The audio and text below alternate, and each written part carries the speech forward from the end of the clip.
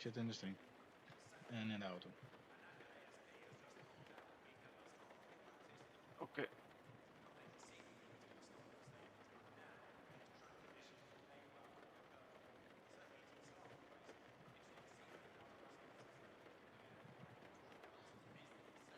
So, good afternoon everyone. We're live at the De auto rijdt Hungaroring. net goed. Dus hij is mooi gebalanceerd nu, denk ik. And we have rain. We hebben regen.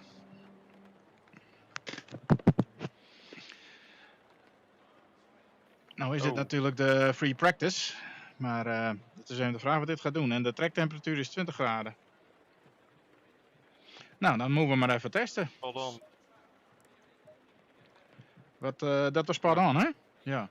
Maar ja, oké. Nou ja, heeft het zin? Hij was spot on, zeiden we, hè? Voor hetzelfde is het dadelijk droog en schijnt de zon. Zo. Laat ik in elk geval de setup even laden. Dat is misschien niet verkeerd. Load. Ik heb de setup geladen. Even een double check. Ja, ziet er goed uit. Dus ik start met 96 liter. Tire set 1. Tire set 1 is nieuw. 2 is nieuw. 3 is nieuw. 4 is nieuw. Ja, we hebben allemaal nieuwe banden. Trouwens, ik tel gewoon 50 banden sets. Maar goed. Front brakes 111. Pitstops. Brakes 111. Nee, fuck it. Zie je wel. Er zit dan nog weer een met brake per 2 tussen. Crap.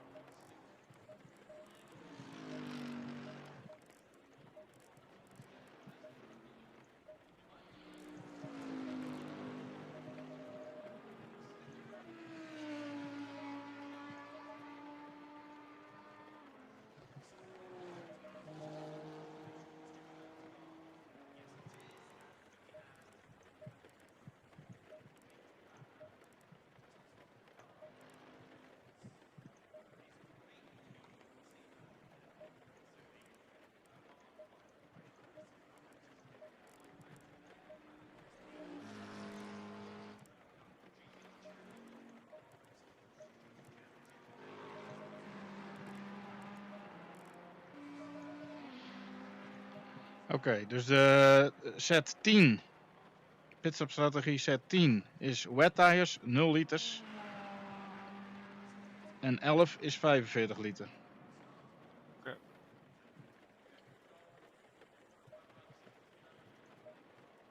Maar ja, moet maar even zien, voor hetzelfde staat ik zo dadelijk op wet. Dan moeten we als de bliksem die drukker nog even aanpassen. Dus als jij die drukker bij de hand houdt. Ja, heb ik.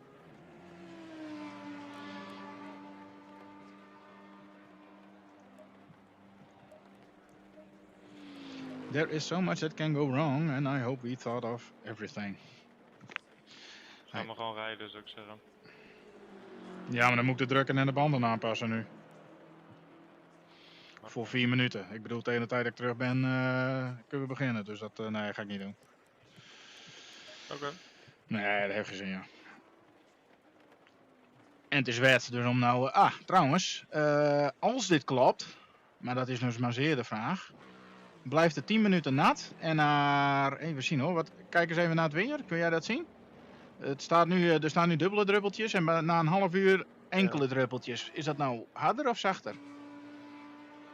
Nee, de tweede is zachter staat zeker. er min bij. Oh, dat is een min. Oké, ja, in VR is dat bijna niet te zien, ja. maar dat is dus een min. Dat is een minus. Ja, er kan een plus of een min staan. Nu staat er een min en daarna... Zo is het dus diminishing. Ja, de regen gaat afnemen. Oké. Nou, stel dat dat waar is, dan begin ik dus in de regen en na een half uur drupt het dus nog steeds. Ja. Dus dan lijkt het mij verstandig om wel op nat te beginnen. Ook al wordt er na een half uur mogelijk geschikt voor droog. Ervan uitgaande dat dit zo blijft. Maar ja, dat zeg ik voor hetzelfde wat er straks 35 graden zonnetje. Je kunt toch niet verder vooruit kijken.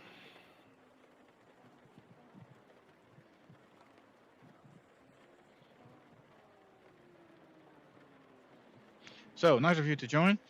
I must say I'm pretty nervous. The car was handling completely different with a full tank. Did yesterday a rain practice that went very well, but that was only with a medium tank. So yeah, this is the number of cars, 29 cars. We will be starting 19th, unfortunately. Yeah, the qualifier was every team member, if you have 2, 3 or 4 members, everyone had to do a qualify, and the average lap time would be your starting position. So we came around 19th. So that's a bit of a shame. Both Rene and I, we didn't do our personal best during quali. So yeah, there was definitely more in it. So I expect, I hope to make some places. But well, if it's starting wet, all bets are off. There are 2 ridiculously fast teams with a Ferrari. I guess the SRHI team is one of them, and I think the R Mitchell team is the other one. They are ridiculously fast, so they're definitely gonna be on the podium if nothing strange happens.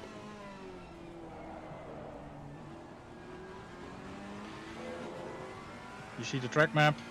The gray dots are valid lap times, blue dots are invalid because they came out of the pit or they went wide somewhere. The red dot is the car which we are now following, the Ferrari. Oh, and there we have one off. The Parker car is gone off. And now he's yellow because it's a yellow flag situation. And now he's blue again, so he's driving. And now the other one spun, the 313 spun. And we have a huge freeze, a huge lockup. And because probably he went to the pits. Okay. Car 77 had an issue. Well, everybody is probably preparing to get ready for the race, so I will hop to my own car. So I will be do the start. Yes. So I will be doing the start in the first stint. 10 seconden.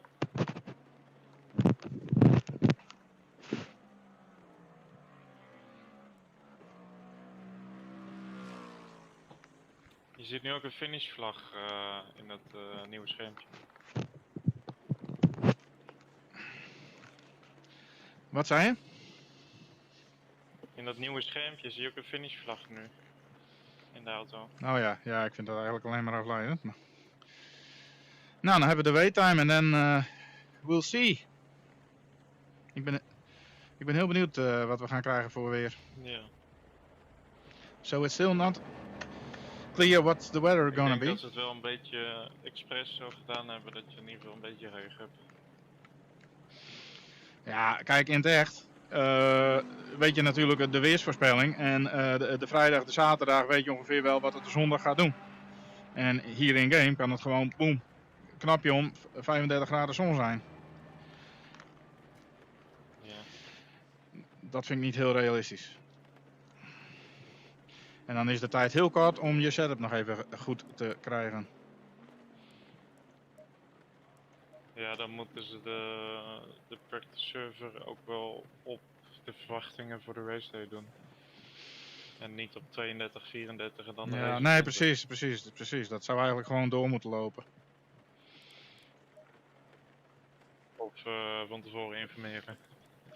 Oh, ik zet de telemetry labs nog even op 0, want misschien had ik daar ook wat lag mee, dat hij probeert... daar zijn we en het is droog. Waarom heb ik dan druppen op maar aan? Droog, 22 graden. Oké, setup. Load. Load. Current setup. Nou, 2 minuten 40. Ja, 22 graden. Oh, mijn raam is al opgedroogd. Zo, dat gaat hard. Komend half uur blijft het droog.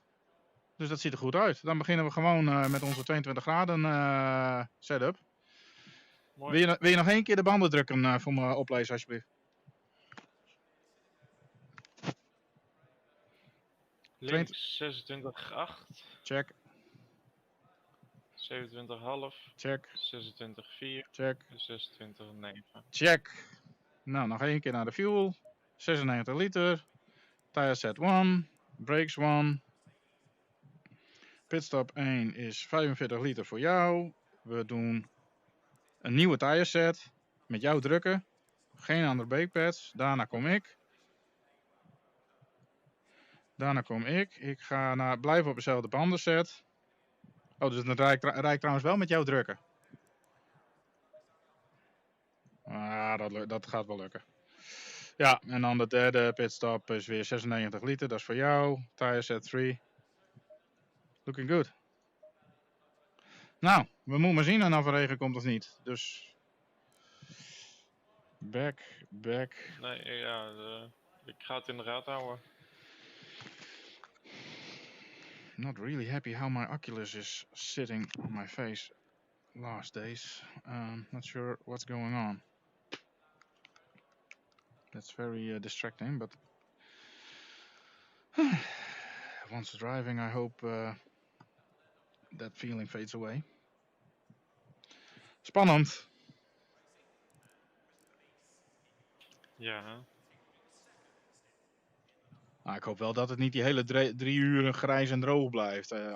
Of het klaart op een zonnetje, of er moet regen komen. Maar gewoon de hele fucking... Is de tijd nou eigenlijk versneld? Weet jij dat? Ik heb het nergens gelezen. Ik heb het ook niet gelezen. Nou, dan ga ik ervan uit dat het gewoon 3 uur is. En ik press drive. Drive.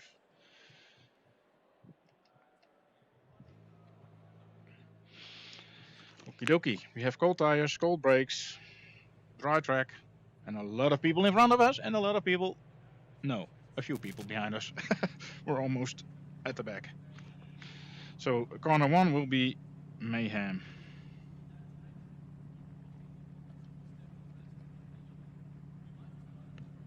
Going single file.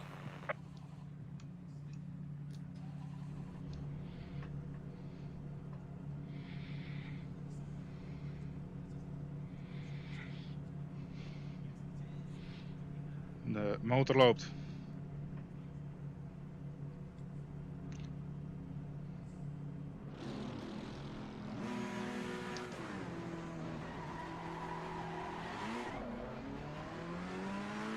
There we go, guys and girls.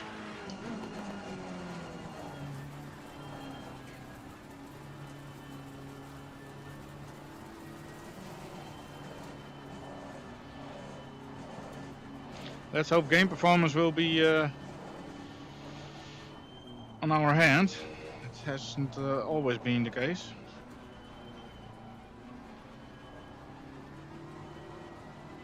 Er zit Chris recht voor ons. Klopt, die staat voor ons. Zijn collisions af? Ja, collisions zijn af.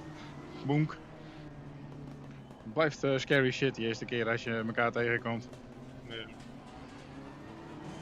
God, je zult eens een keer een race meedoen waar ze aanstaan. Ik weet niet eens of het kan. Jazeker. Ja hoor, dat is de sim tenslotte, hè? Dit is vette fake.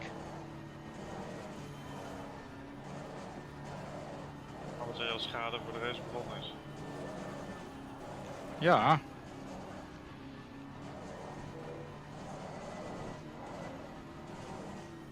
Nee, ik zal zoveel mogelijk mijn mond houden. Dat is Ja, vaak beter alsjeblieft. dan mij. Ja, alsjeblieft. Tenzij full course yellow. En ik een lekker band Ja. heb of wat dan ook, noodsituatie. Ja. Het weer veranderd of zo. Ja, dat mag je altijd in de gaten houden. En het liefst wel dan beperken tot de rechte stukken zoveel mogelijk. Niet in dit soort kronkels. Nee.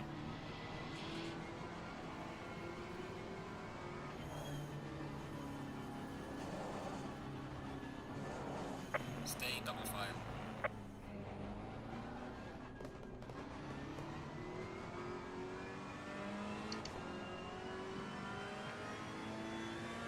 Nou, heel veel succes. Doe voorzichtig in de eerste bochten. Nou, eens kijken dat ik bij het veld kom, want dat is weer een eind weg. Oké, check. First gear. We zitten rechts. Niet boven de 70 volgens mij.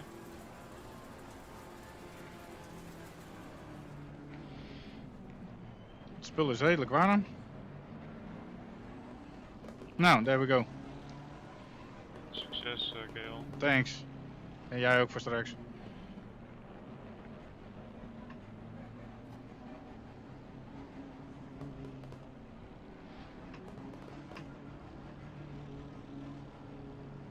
Green light. Go, go, go. Car on the right.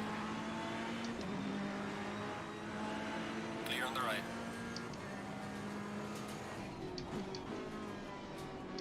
Car on the right.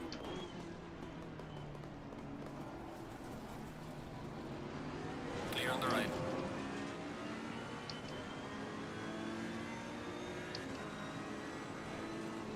Car on the left. Clear on the left. We've got some light damage on the front.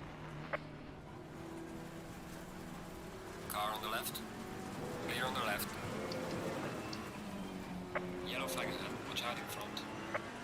Nou, dat was kut. Schade?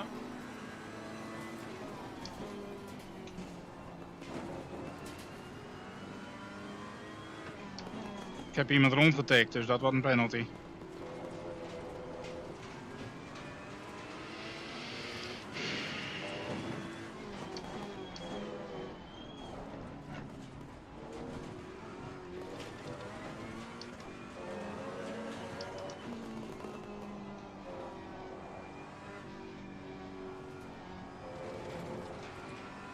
Nou, moeten we straks wel even zien wat we gaan doen met die schade. Maar eerst maar kijken hoe die rijdt. Komt wel, ja. Fuck it.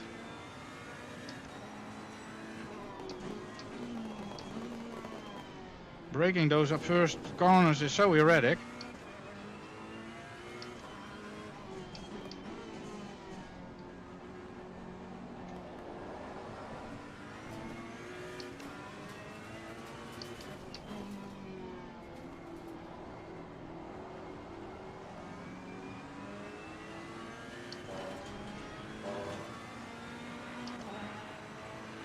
'23 lost 4 freaking places.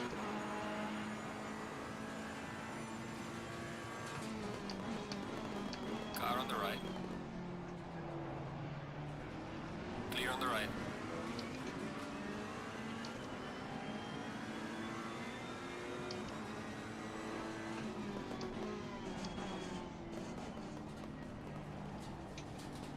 Car on the right.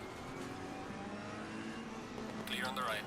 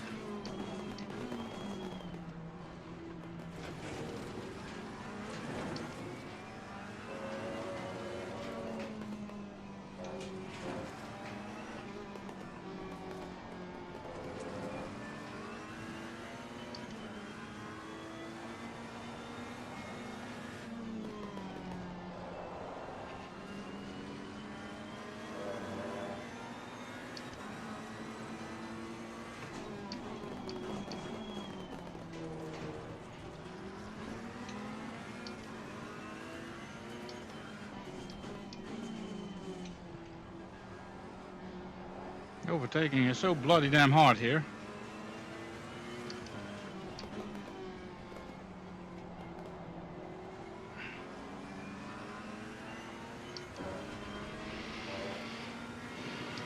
Come on. 49. Personal fastest lap. Yellow flag, be careful. There's a slow car ahead.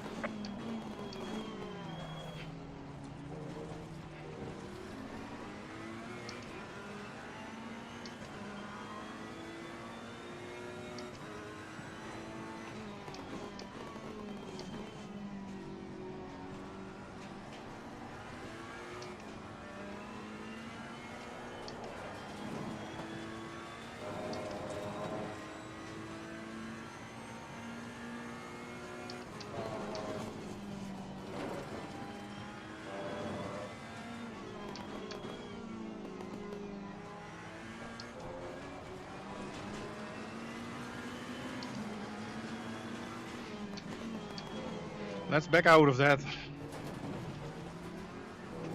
Car on the left. Ah! Clear on the left. What the hell? Oh! What the fuck? Zag je die? Ja.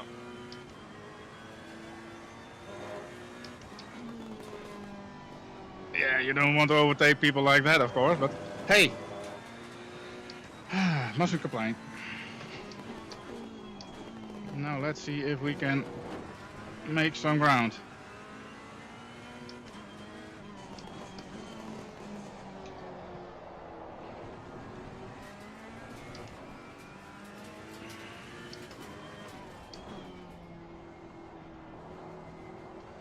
And see if we can find a rhythm. Whew. Clear air. Well done, mate. This has been your personal best.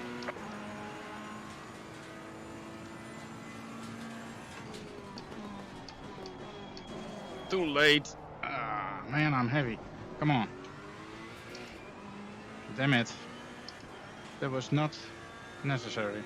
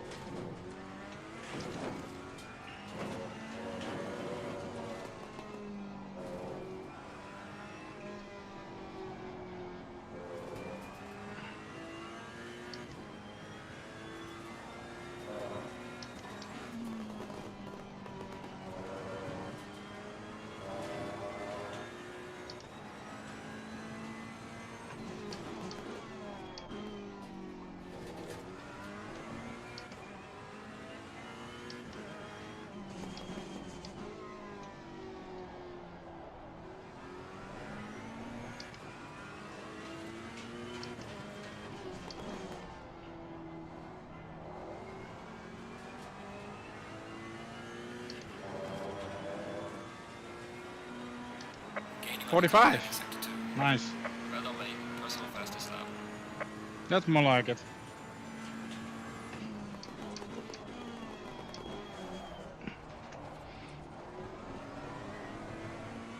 Oops.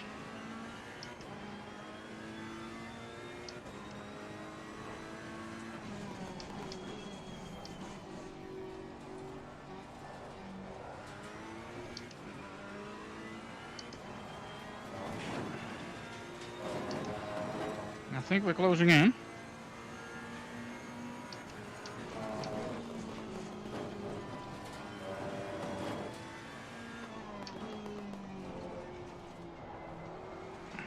Oh ja, en denk om de track limits.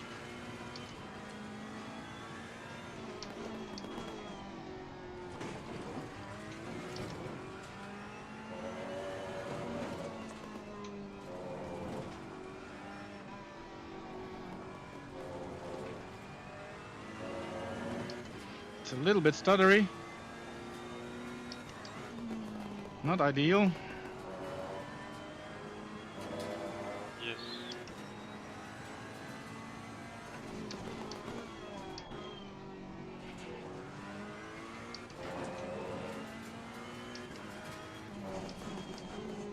Man, I'm so sorry for that collision in the first lap.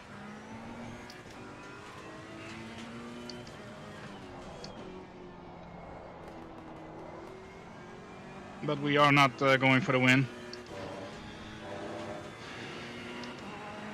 Just, I don't know, top 15? It would be pretty realistic, I think.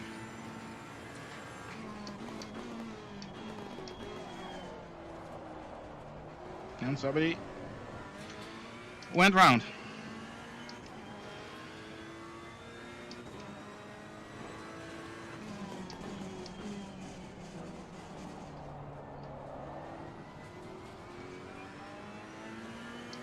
He compromised his exit.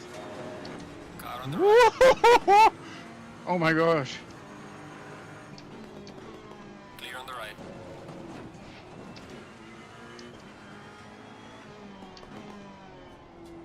I left him room, and they're still there. Ha! There were 2 cars.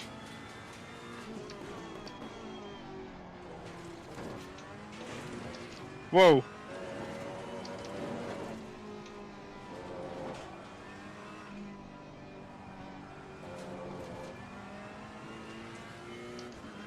Zag je dat?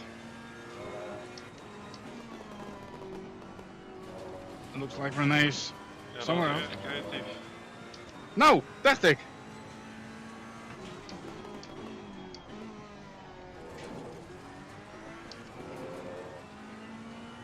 And then we're 18th.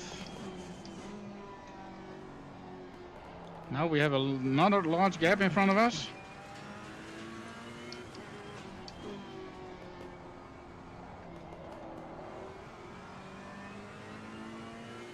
Oh joh, ik had zoveel beter exit. Ja, dat zag ik.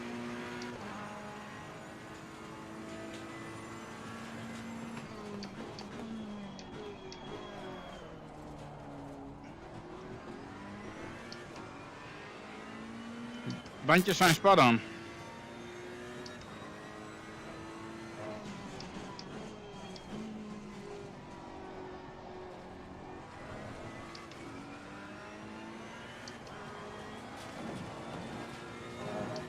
So the gap is only 0.5? No. How can that be? Oh, that's his gap, obviously. I'm looking wrong.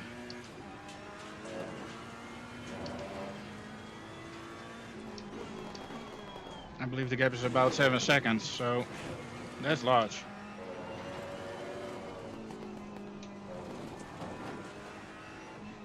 No, too wide, too wide, too wide, too wide, too wide. Fuck it. Lost a whole heap of time there.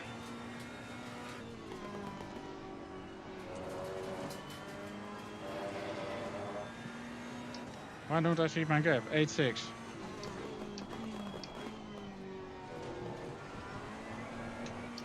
Shouldn't be in first through there.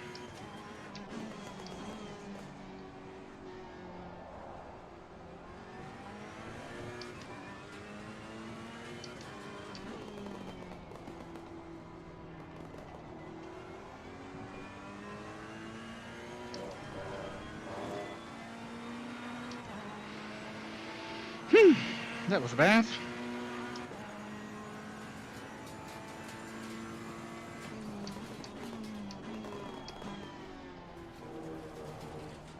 Yeah, it's very stuttery, especially when you come around that corner.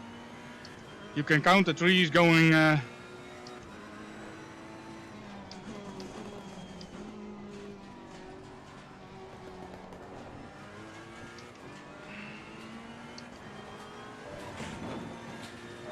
it's just crap.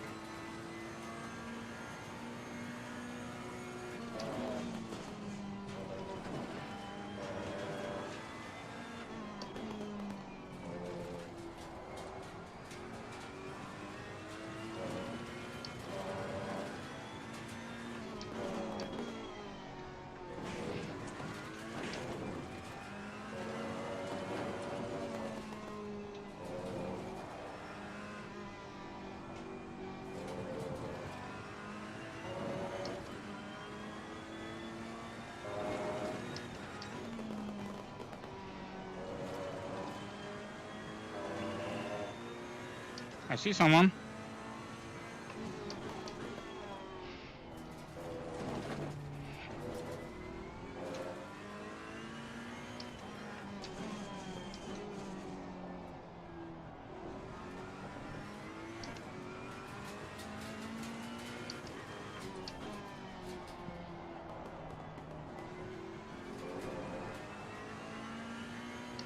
Yep, definitely a car in front of us. You're gaining on the car heading sector 2. Ah, this is the proper screen.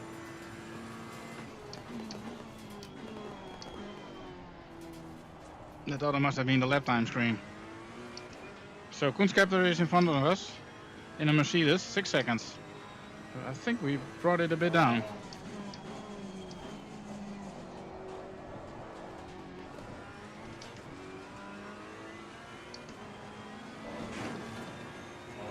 Instead of cars on Hungaroring is hard work.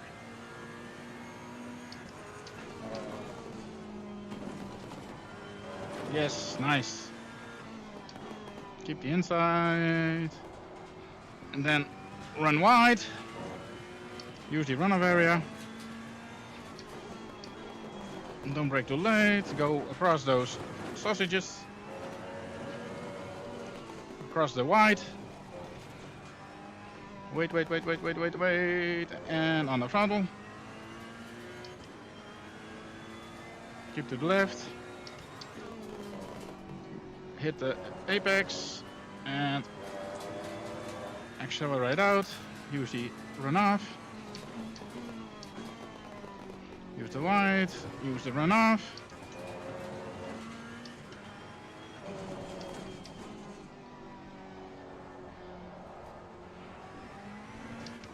You have to be very patient when going on the throttle there. Little moment there. Destroyed the car. Still, we are faster. 45.7. Yep, 5.9.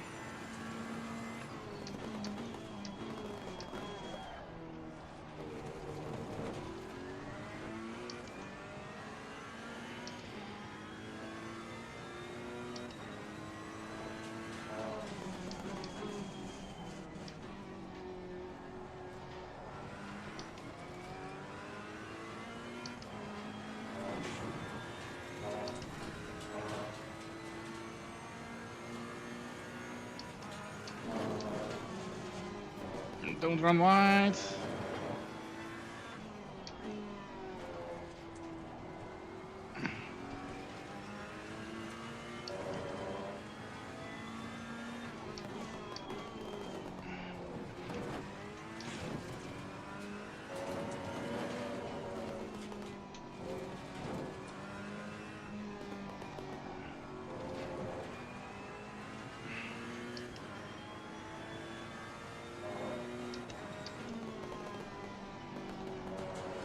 So I was hoping for a nice Black Friday deal on CPUs and GPUs, but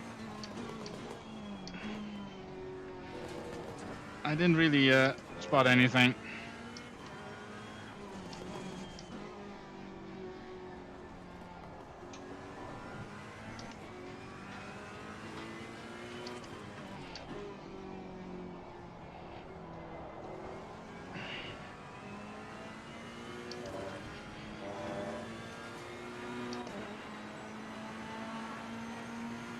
Five seconds.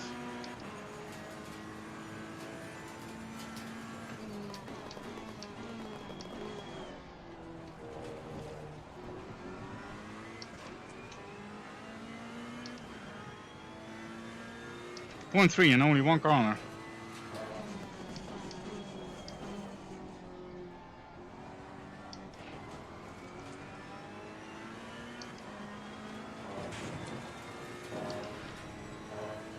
Point 4.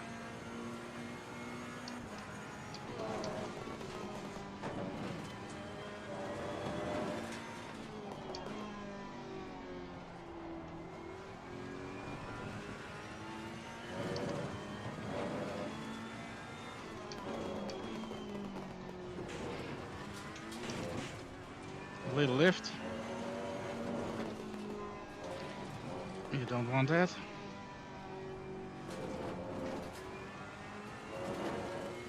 Still point 4.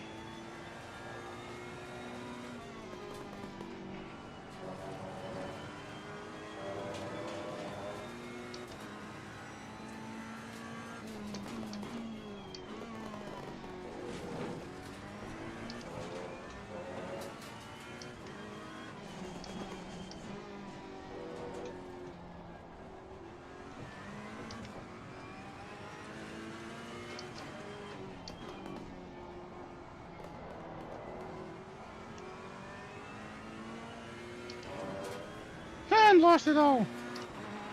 Gaining on the car ahead in sector 1. Well done, mate. You're the fastest lap so far.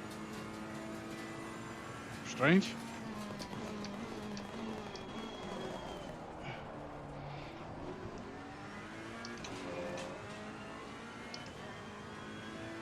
Strange.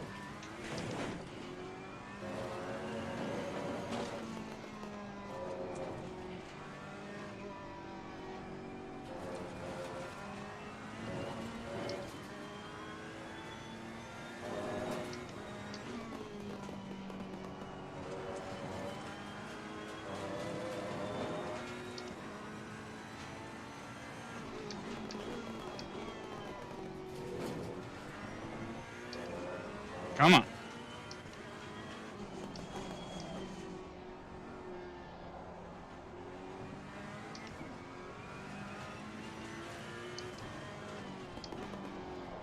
Oh, fuck.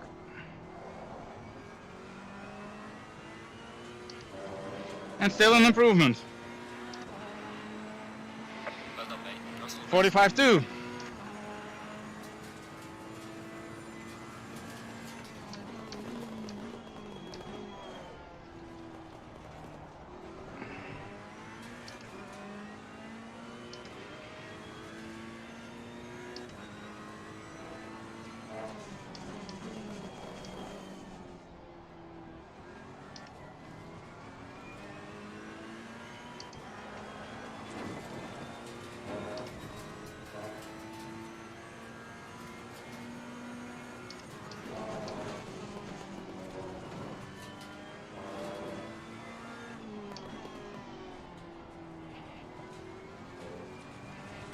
Komt is aardig stabiel.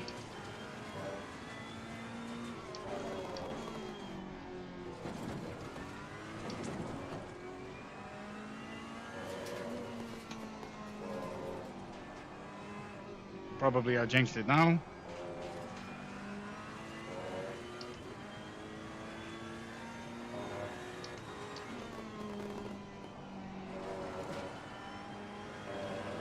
Mooi.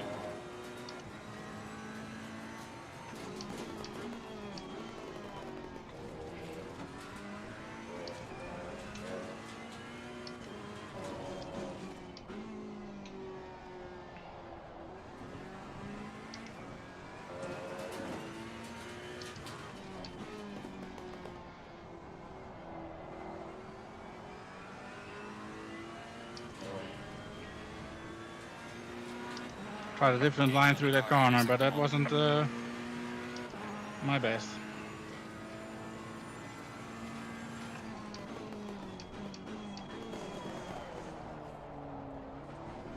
Little overshoot. Yep, the man behind us is gaining.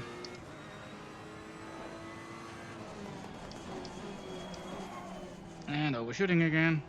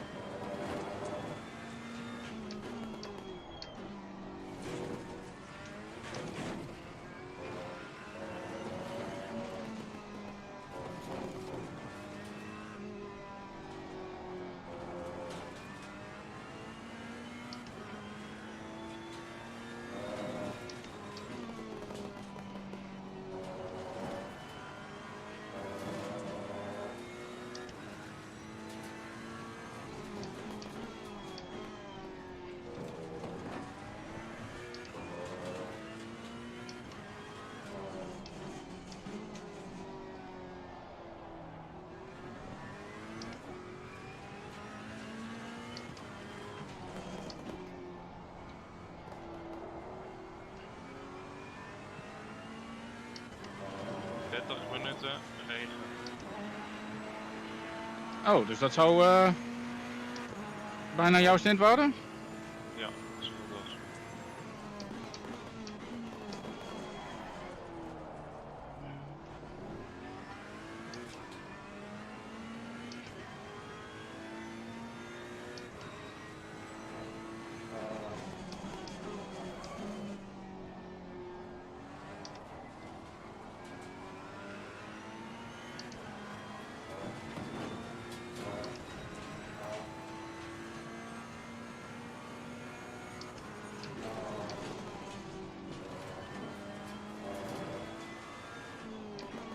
Car on the left. Clear on the left.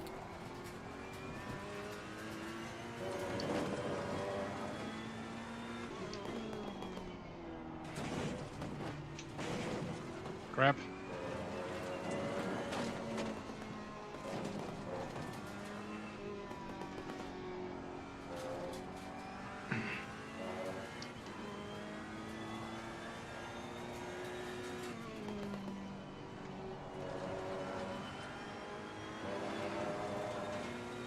Come on.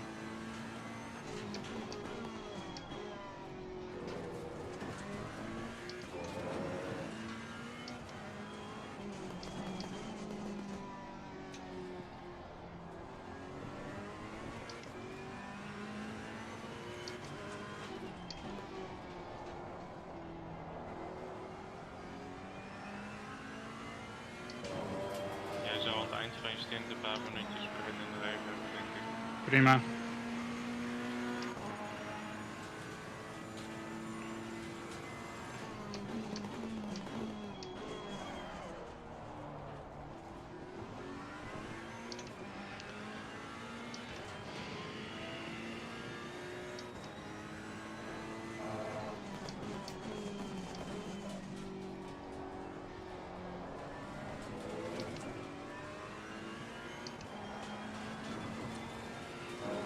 Voorlopig heb ik nog voor 24 liter peut. 24 laps peut.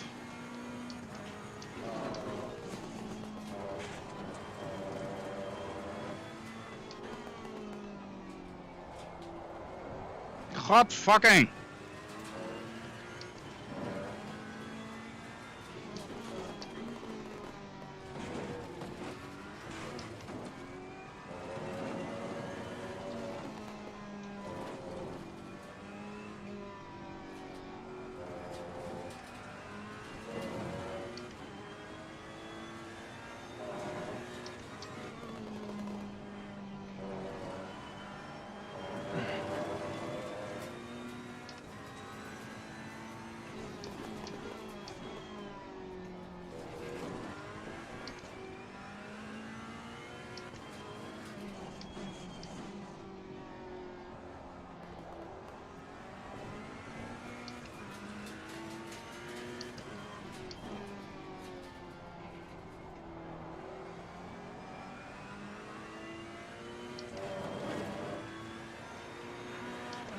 Gaining on the car ahead is up to 3.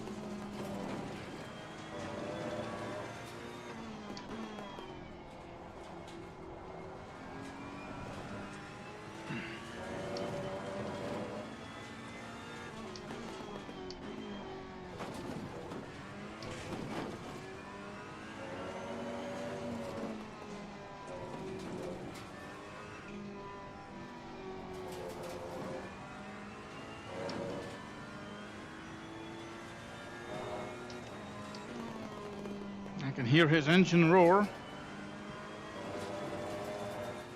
And I'm talking about Jody Bakker.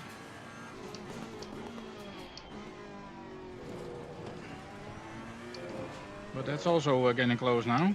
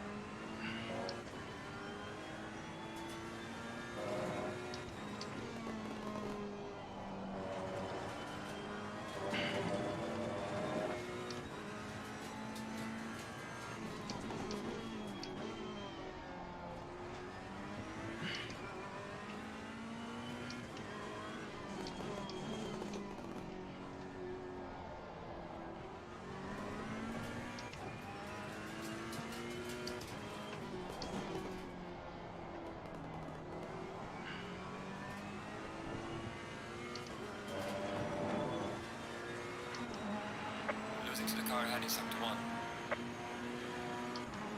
Yep. Jody is driving the same times.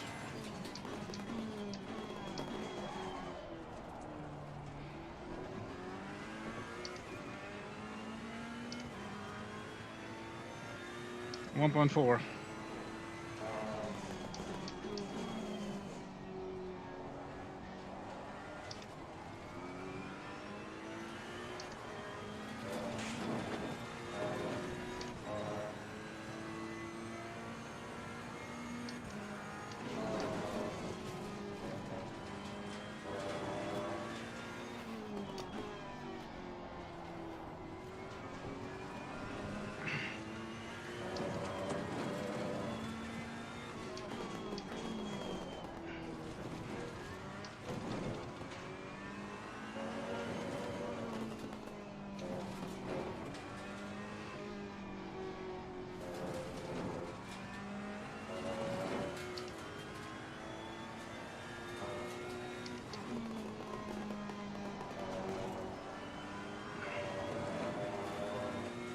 Point 9.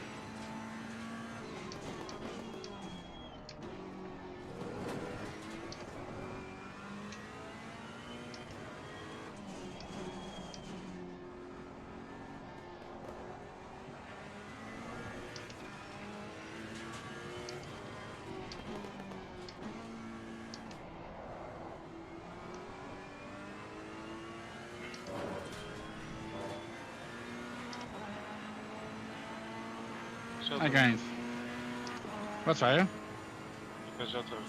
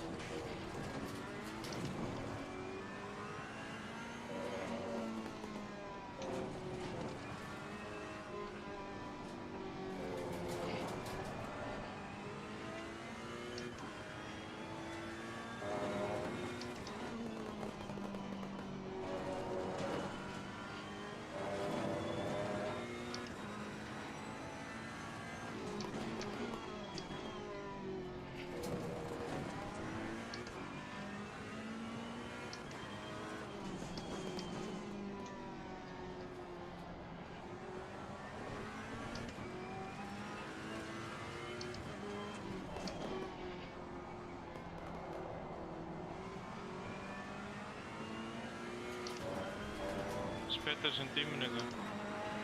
Gaining on the driver ahead of sector 3. Nog eens? Regen in 10 minuten.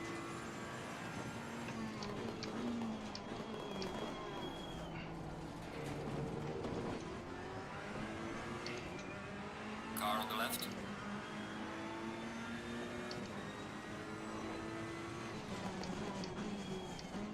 Clear on the left.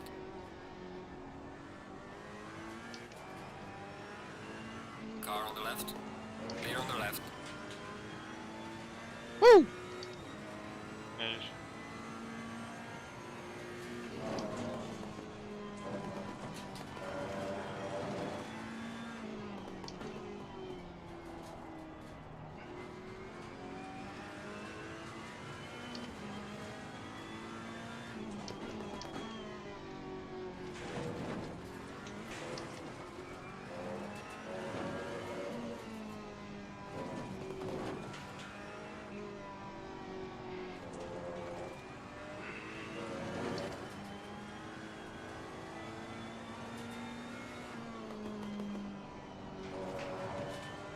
Nou ja, ik kan nog 17 ronden, dus we moeten maar zien hoe lang het goed gaat. Het moet eerst nog nat worden.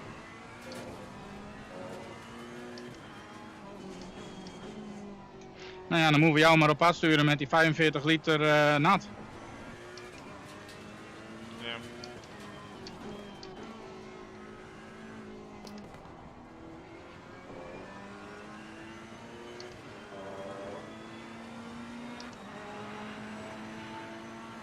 Kom maar goed. 13e.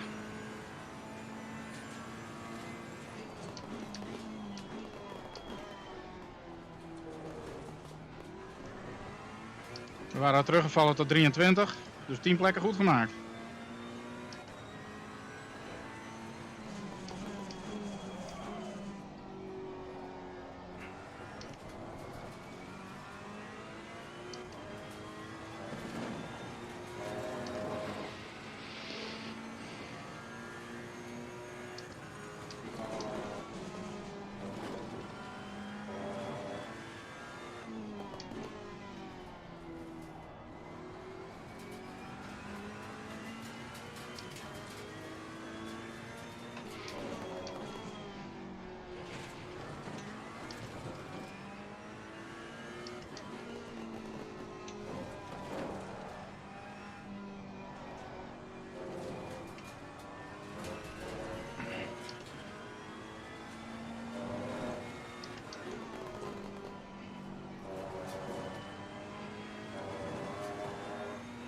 So next up is Michiel Hutman. 4 seconds in front of us.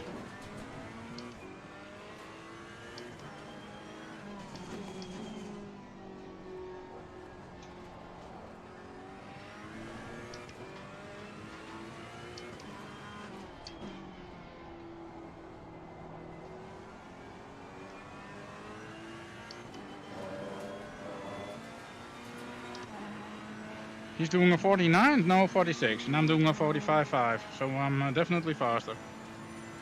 Yellow flag ahead. Be careful. Slow car ahead. Something happened. Ja, On the er way zijn al een paar to mensen die heaven. pitstop gemaakt hebben. Oké.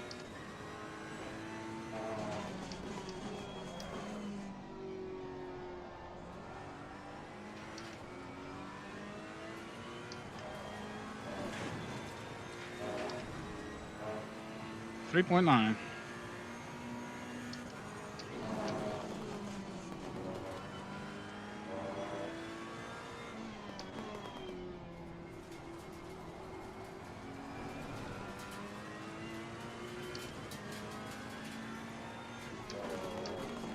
It's a real train of cars in front of us.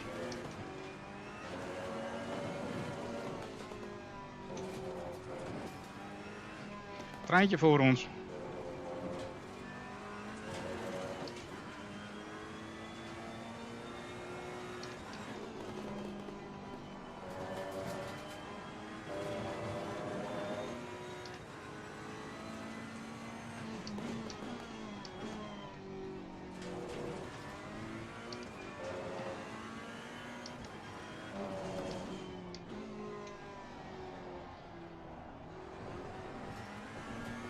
Somebody is entering the pit.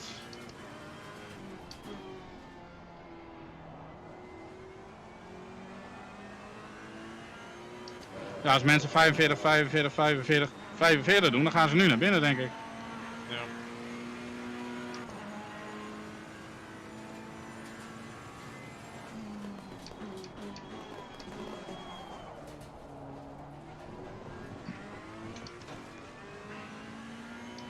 Nou, gezien jouw regenverwachting is dit dan een goede gok.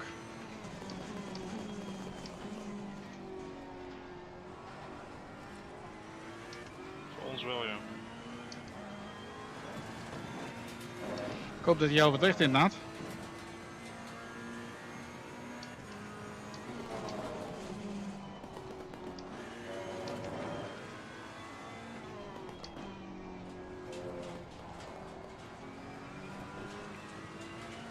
Maar wat ik aan de kont gedaan heb, is ook bij nat gunstig. Nou, mooi.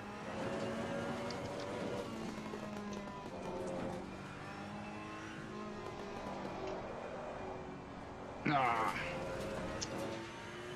You must stick to your line, or else. Je moet zo op je lijn blijven. Ik zat er even naast en de hele bocht die gaat weg.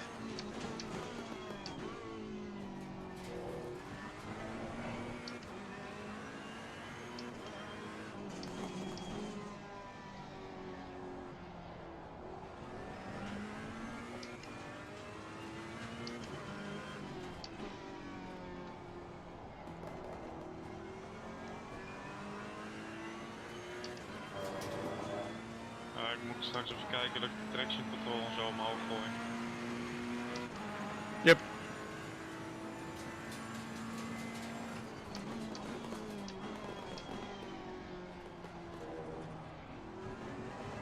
Het is ook maar net hoe hard rijden, want ik was gisteren aan het oefenen en ik had de traction control gewoon op 2 hoor, want ja, je hebt ook meer grip, want het zijn regenbanden.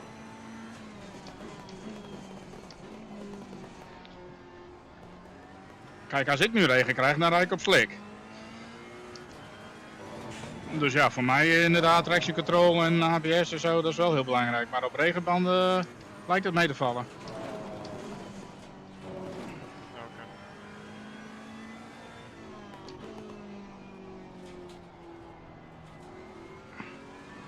Compromised my corner. Damn it.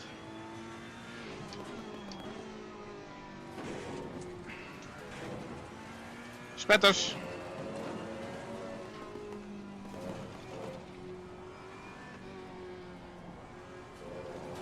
We have rain, guys.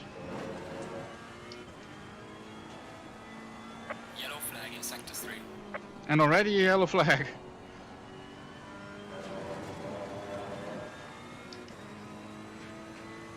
Yellow flag, be careful there. There's a slow car up ahead.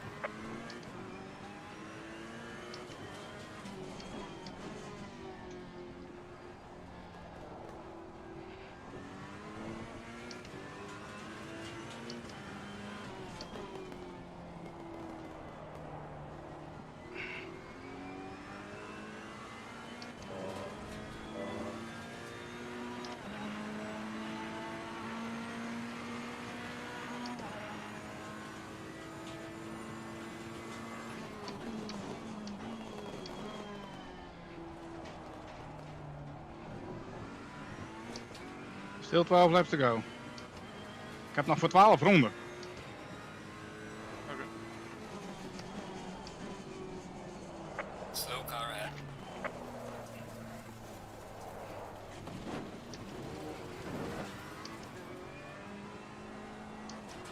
Oké, dat sloeg nergens op.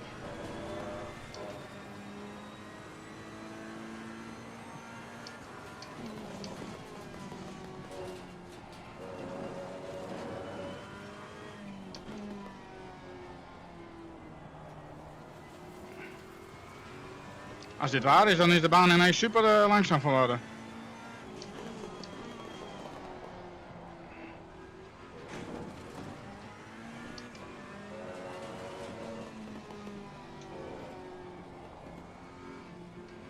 Man, it's undrivable. There's a slow car up ahead. Wil je even naar de voorspelling kijken?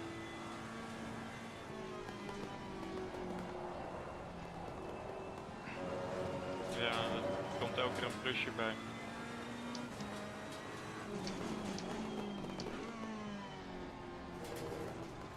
Hij geeft lichte regen, maar wel elke keer met een plusje.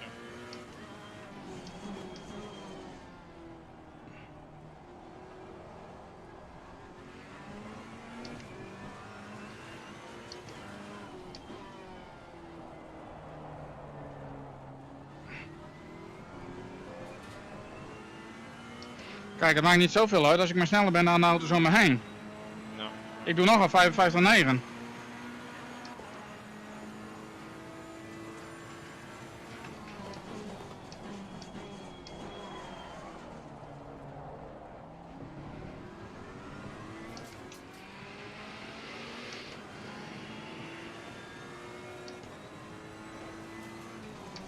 Man! Ah, fuck it, vent.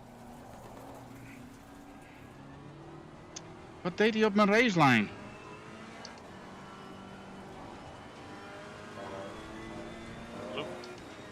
Slow car ahead. Ik kreeg hem ook niet aangeremd. Die ook niet trouwens.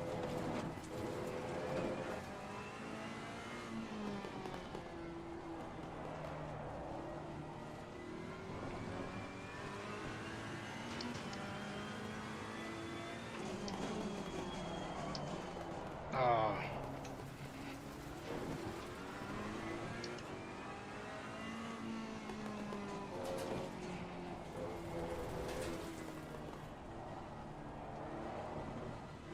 Ik denk niet dat dit heel veel zin meer heeft.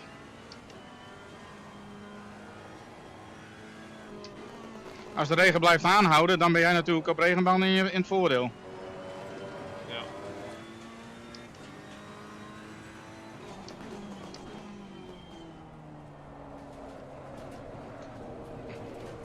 Fuck it! We've got some severe damage at the front of the car.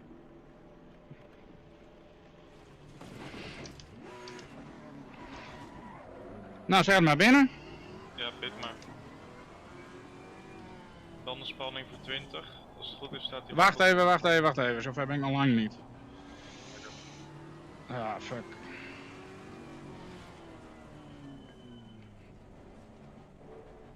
Als gewoon strategie 11 pakt is het goed. Fuck it! Tire pressure. Stay clear of the curbs. Ah, ik zie er helemaal niks van. Ik maak er nou een bende van.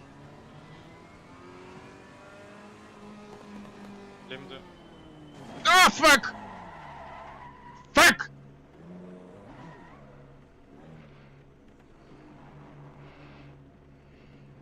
Strategie 11. God fucking no brakes!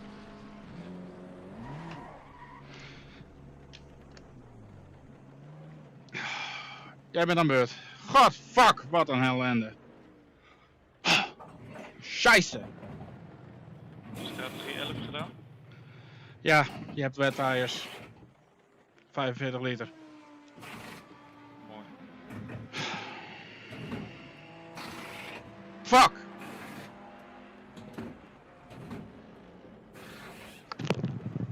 Fuck!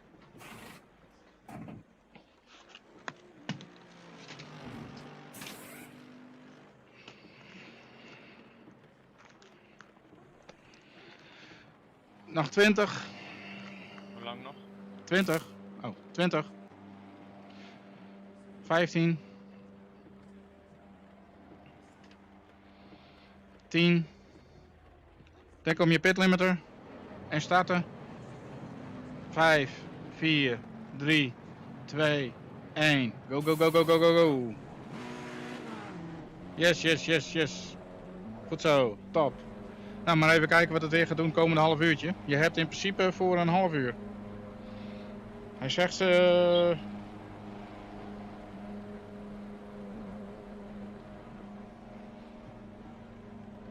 ik weet niet voor hoeveel ronden. Denk op je pit limiter af. Yes. Hou rekening met ietsjes langere remweg.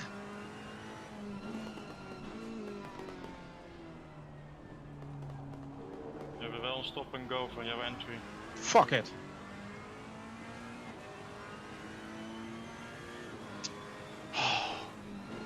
Of course we have.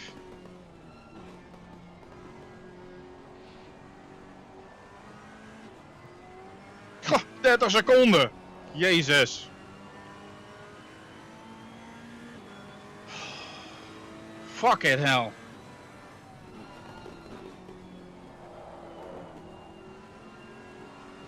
And there goes the race. Everything else now is pretty pointless. 30 freaking seconds doing fucking nothing. I was almost at a standstill. I only didn't have engaged my fucking limiter. It was not like we're gaining seconds, we were only losing time. And then as a bonus you can do a drive-through plus 30 seconds stop and go. Totally ludicrous. Ludicrous. They should see if you've gained time or not. Who cares if you're on the limiter? If you're slow enough, who cares? We were in the first gear, so who cares? We were at a fucking standstill.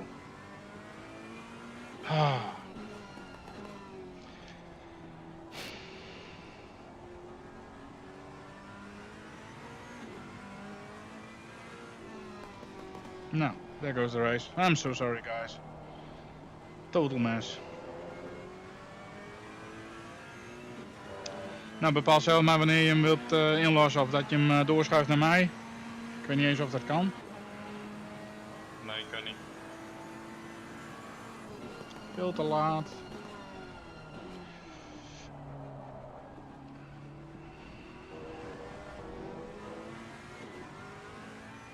Fucking hell. Why am I not in the car at the moment?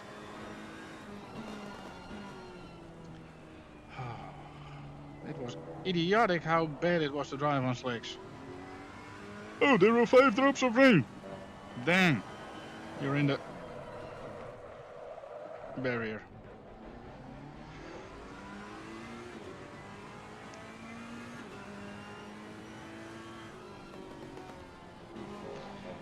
Ik denk dat traction control wel eentje omhoog mag.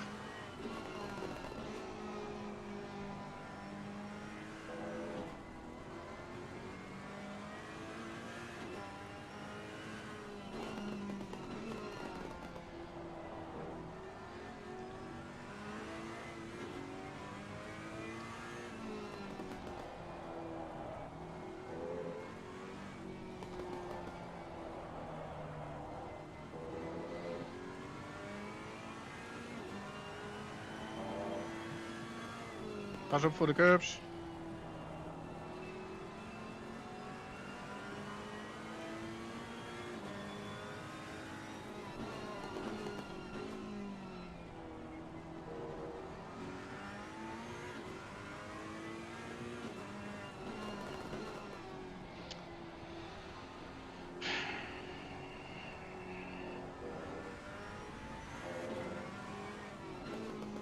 So we're gonna do the stop and go right now. Just to get it over with. Penalty doen. Ja, ik zie het. Prima. Limiter, limiter. Woe. 30 seconden zeg. En dan werkelijk 30 seconden, hè? En waarom? Omdat ik stil stond in de 2. Want ik reed helemaal niet eens. God fucking. Dit slaat helemaal nergens op. Omdat je een seconde probeert niet te verliezen, krijg je gewoon dit als straf. Ik had beter gewoon compleet stil gaan staan, alles maar fixen en dan over die streep rijden, dan die ene seconde doorrollen.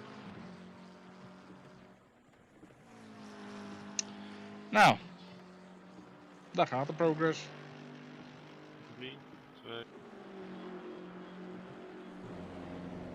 Yes, kan weer. 24ste. 24ste, jongens.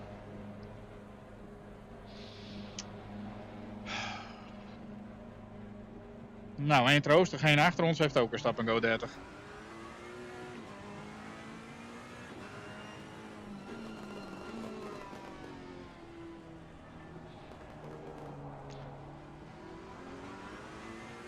Je bent nu backmarker voor die knakker achter je, dus kijk even waar je hem er omheen laat.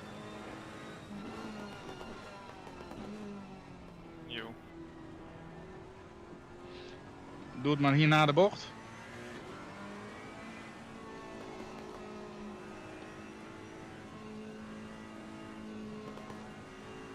Yes, yes, yes.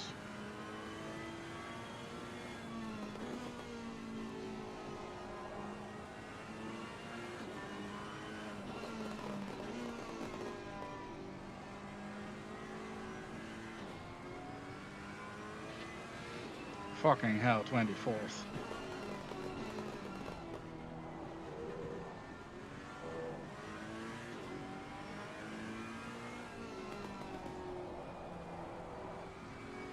All the progress destroyed by myself, luckily.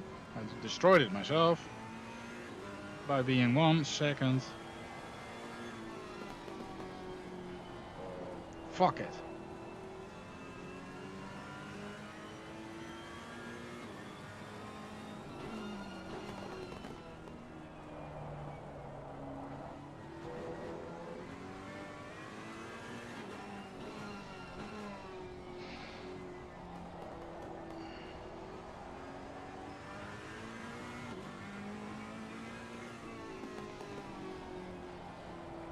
Fuel 20? 20 laps? Voor hoeveel laps heb jij fuel? 27. Oké, so that's crap. Nou, zie maar hoe ver je komt.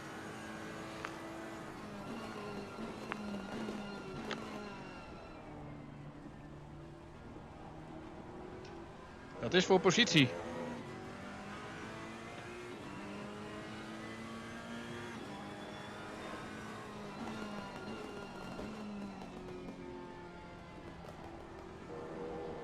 Niet op een cup.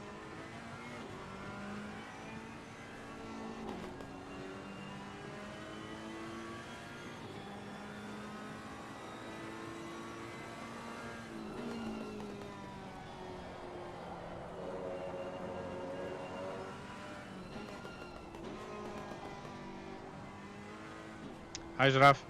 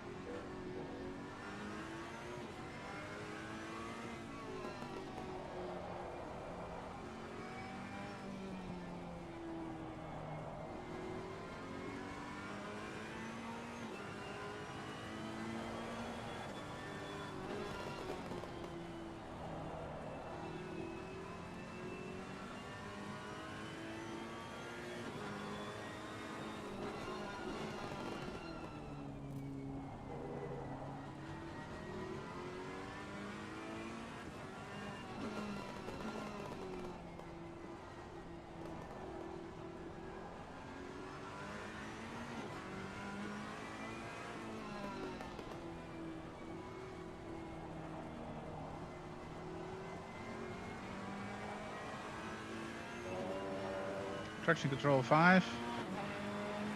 Brake balance 35.8. 53.8. ABS 4.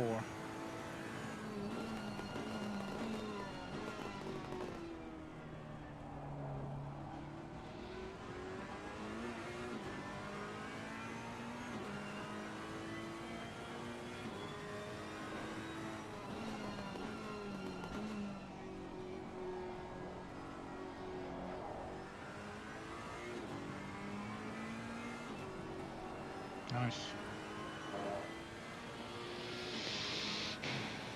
So the gap is 11.8 seconds to the one behind us. And the one in front of us is 20 seconds in front. P. Van Giel, 20 seconds. So it would be nice if we could close in.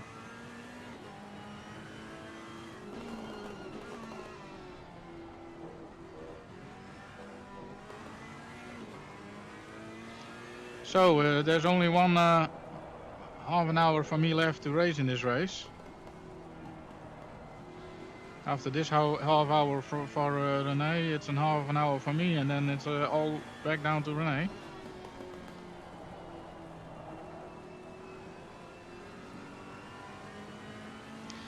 Well, I suspect we want to prolong my stint. What you doing? Perhaps I can go a bit longer. I did 52s in this weather, so that would be 4 seconds per lap faster. Obviously that was my best lap, so but 56.7 is his best lap. Oh, he just improves it. Yes. 56.1.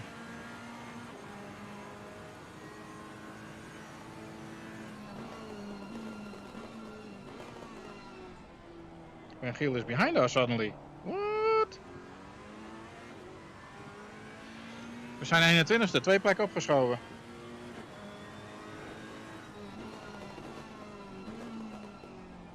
Mooi.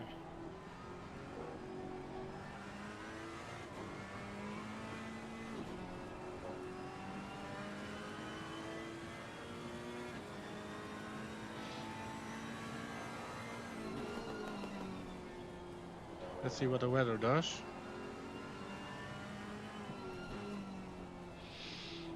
It will, in 10 minutes, the rain will increase, and 30 minutes the rain will still increase. Okay, track is damp.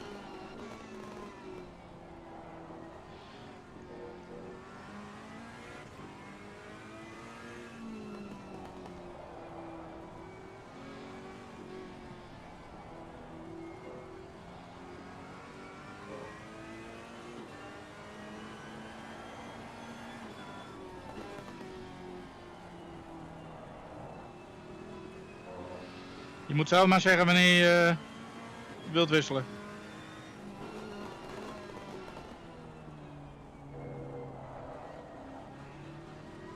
Ja, voorlopig niet hè.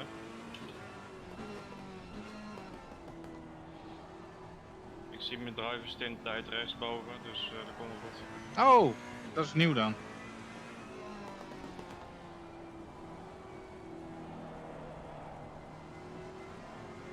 Nou, moet je me nu nou maar even een update geven, want ik zie dat nergens. En bij de achteruitrijcamera staat dat als het goed is erboven.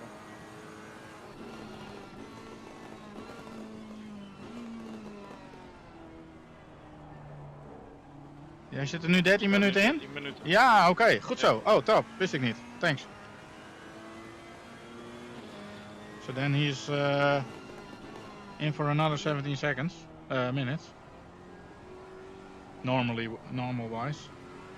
Let's see what we're gonna do then. I am allowed to do a whole hour. So we could maximize my stint time, trying to make up for the mess I put us in.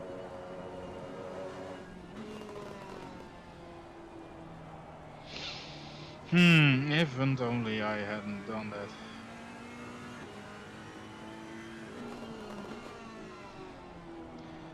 That's a game, that's digital. Oh, you're not on a pit limiter. Dang. Not viewing the whole situation.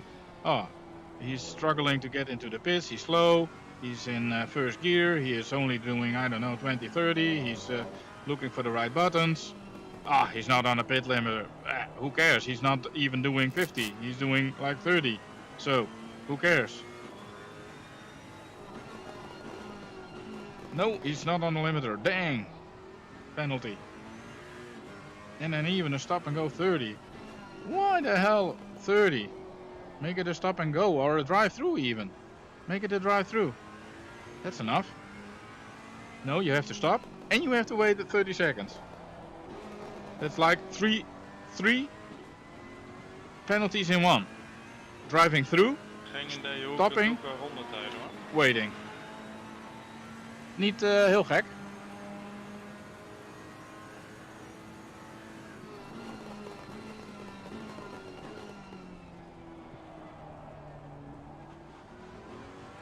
Dat is een backmarker, die moet aan de kant.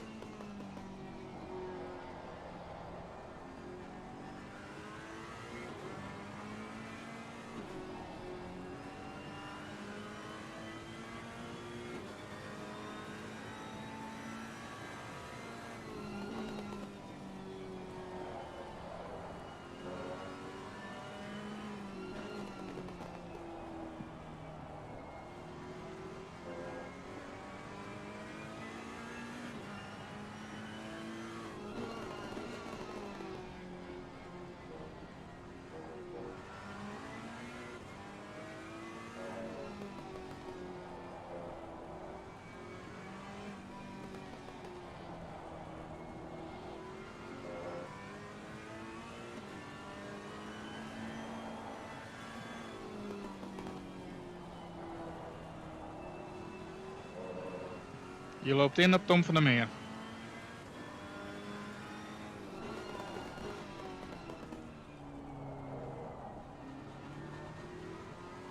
Dus voor de eerste. Ja, gewoon stug door doen. Gewoon dieselen.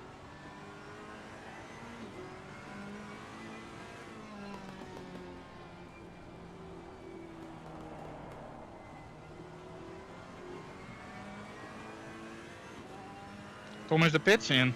What? Nou, dan zijn we 20.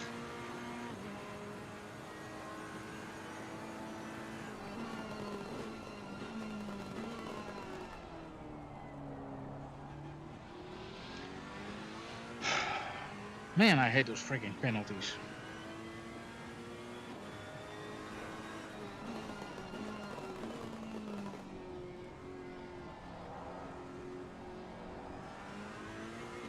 You forget to push one button. That's the only thing I did wrong.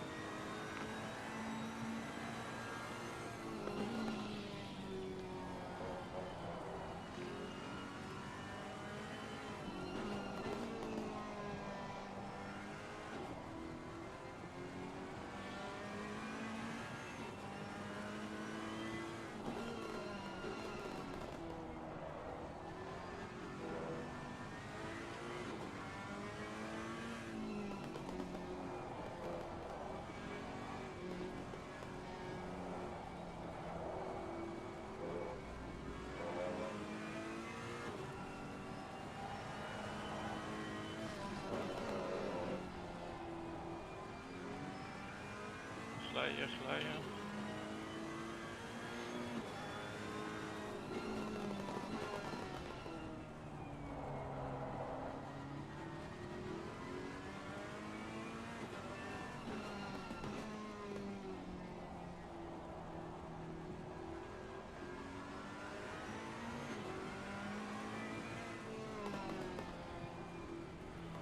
Weet jij de levensduur van een bed? Nou, ik vermoed dat dat ook een uur moet zijn. Wil je daarmee oppassen? Ja.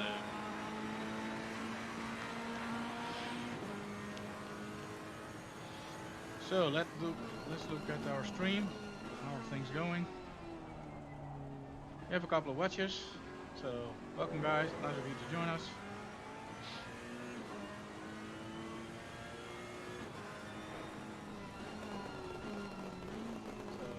Guys, nice of you to join us. Wat zei je?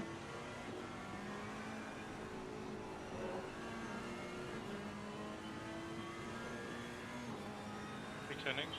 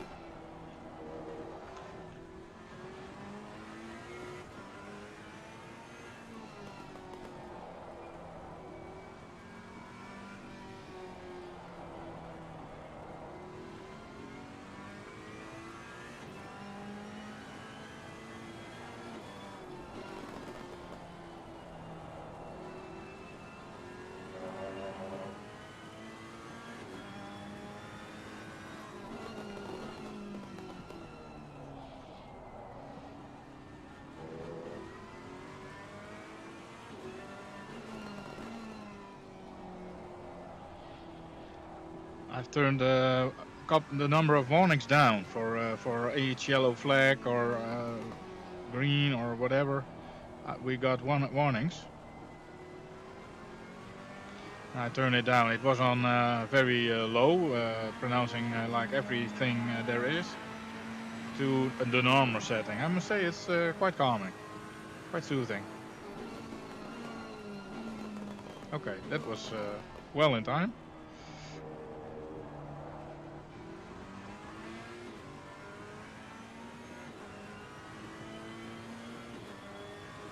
$20 minutes.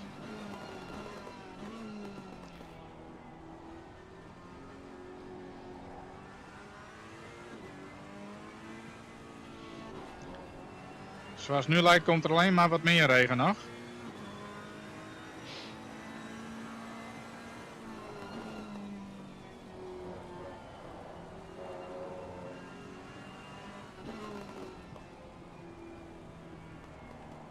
Maar de intensiteit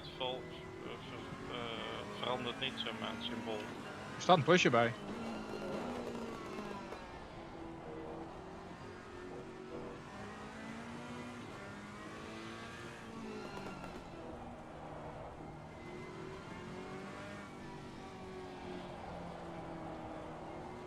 Nou ja, het is alleen een plusje.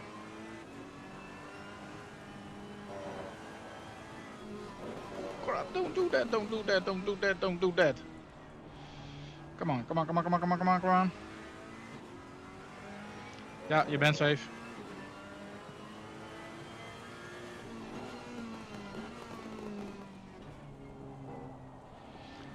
Nummer 7 en 8 komen achter je aan.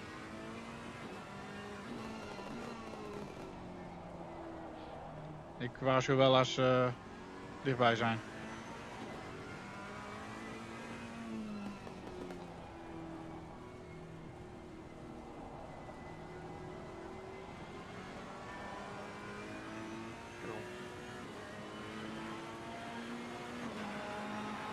Ben je banden aan het koelen?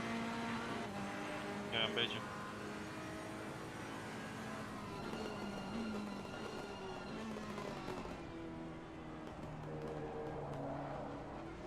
Achter.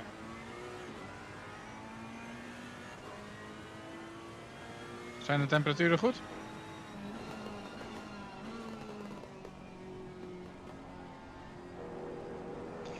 Not a curb.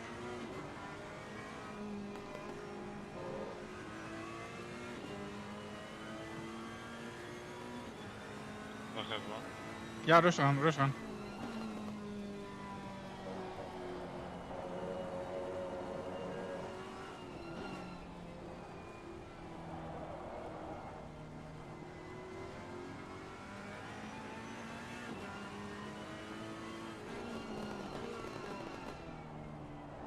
Nee, let maar op de weg hoor.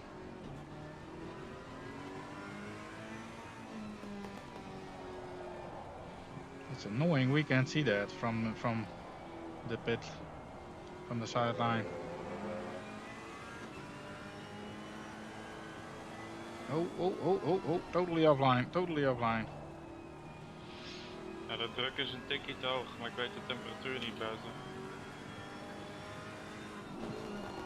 Nee, maar ze zijn gewoon groen, niet blauw, niet rood. Nee, groen Nou. geel. Dan gaan we hier gewoon lekker mee door.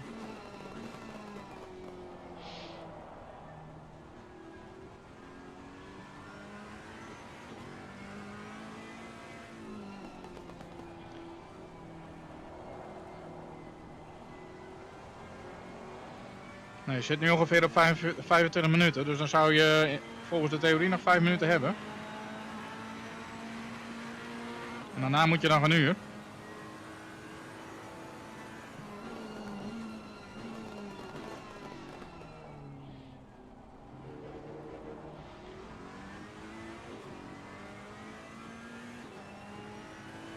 Nu komt Tim wel dichterbij.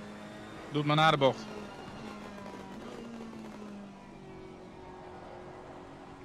Ja, nee, nog maar één, nog maar één.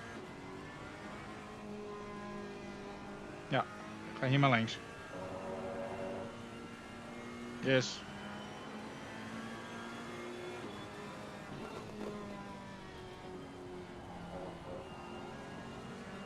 Keurig.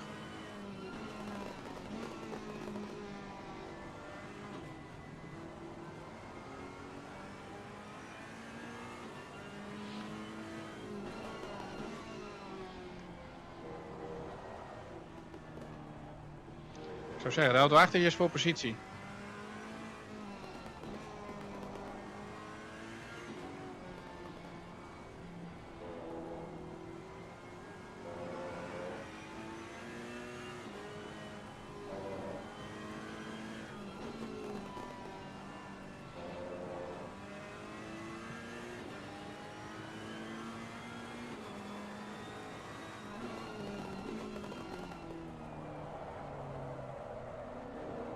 Nee! Oh. Ah. Crappy cars.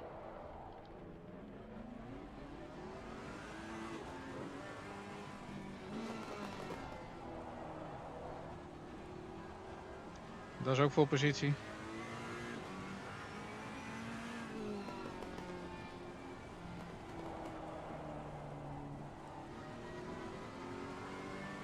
Anders doe je traction control maar omhoog hoor, naar 6.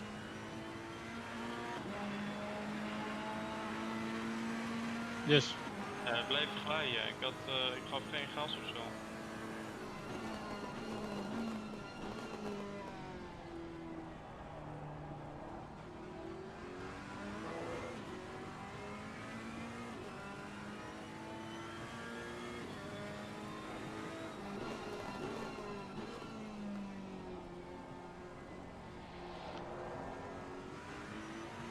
Gewoon lekker breed maken.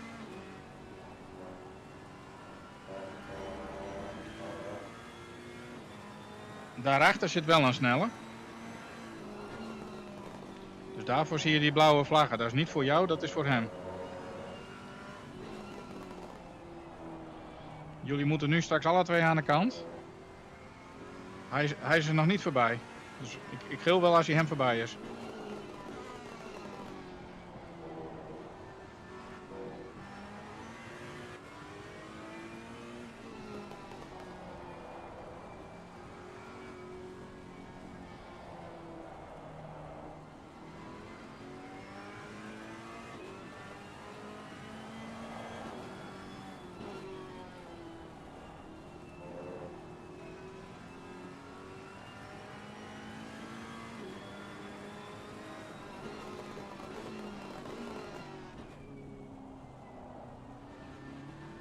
Situatie hetzelfde.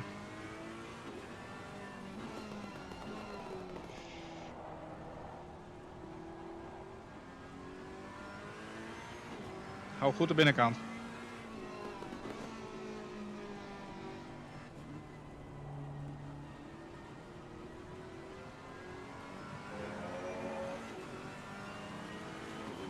Nou, daar was niks aan te doen. Laat maar gaan. Ga er maar achter en laat dan die krakker maar voorbij. Rem. Nice. Yes. Misschien kun je meeliften. Achter die bands aan. Oh, Amstrecht. Oeh. Oké. What can you do?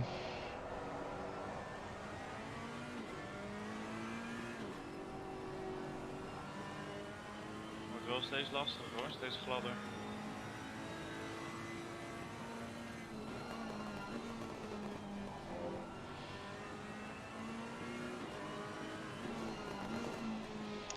Ja, het ziet er ook nog niet naar uit dat het droger wordt.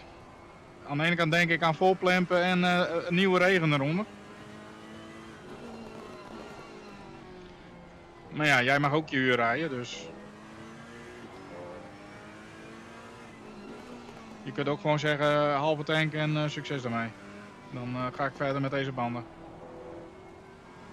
Maar in principe is jouw half uur nu ongeveer op.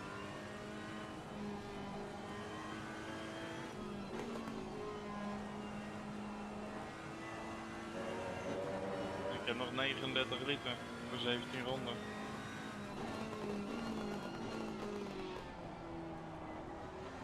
Nou ja, als je daar 50 van kunt maken, dus een litertje of 8 erbij. Dan doe ik een half uur. Zeg het maar.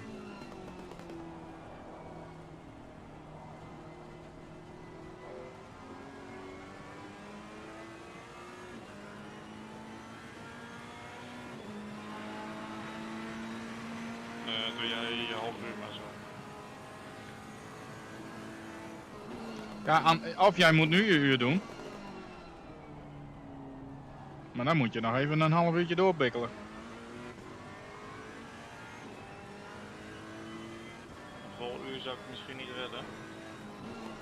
Nou ja, je mag je tank leeg rijden. Ja, dat kan wel.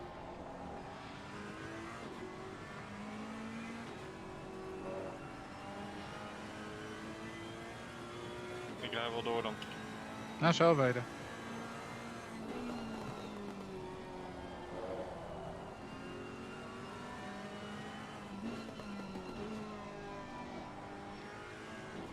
Of we kunnen hopen dat het nog droog wordt, dat jij het laatste op droog kunt doen, maar ik heb geen flauw idee.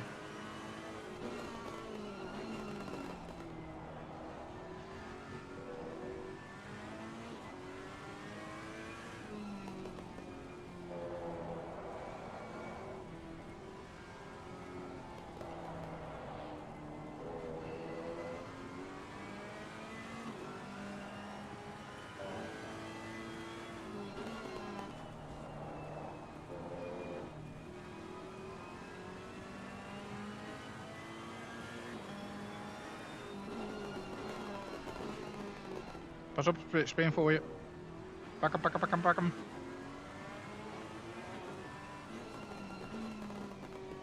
Oh, dat is wel de nummer 8 overigens. Je moet hem nou weer voorbij laten zo dadelijk.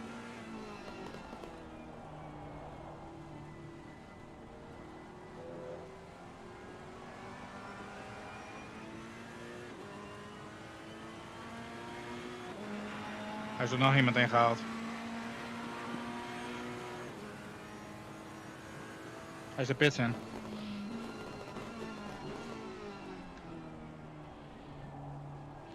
Je hebt nu Daan Lensen achter je, dat is een snellere. Die ligt nu achter. Yes.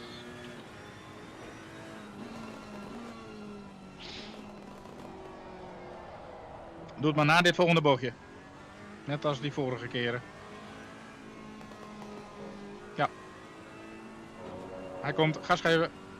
Anders dan kom je wel heel hard op elkaar af.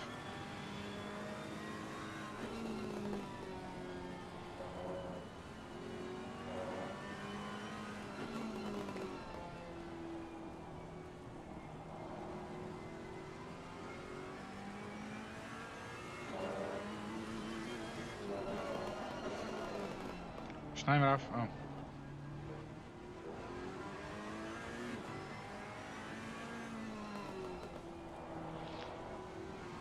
Die witte auto is voor positie. Oeh, crap. Fuck it.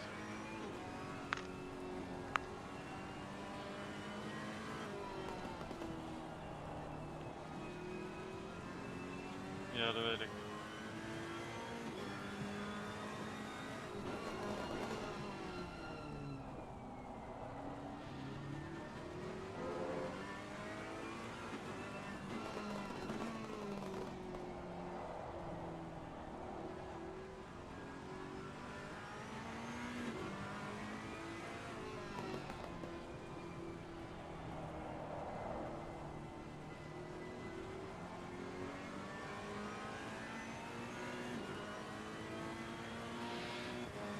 And it keeps on being wet. The next half hour will be wet. So even if he does this half hour, it still looks to be wet when we finally get back in. And then I only have about half an hour.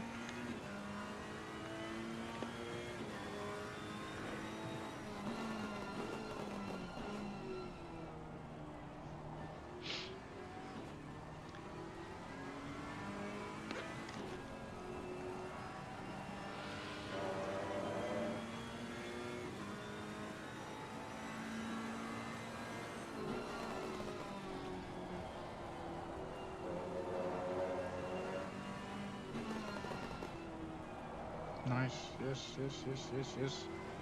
Oh, use the track.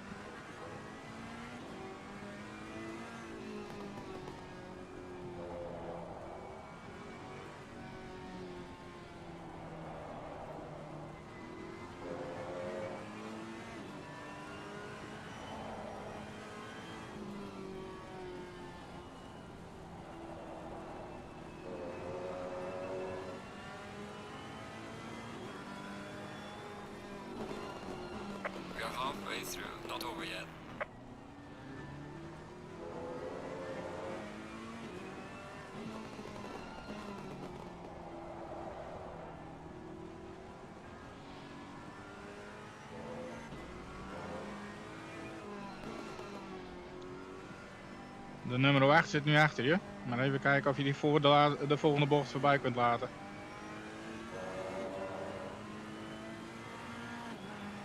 Hij komt rechts van je.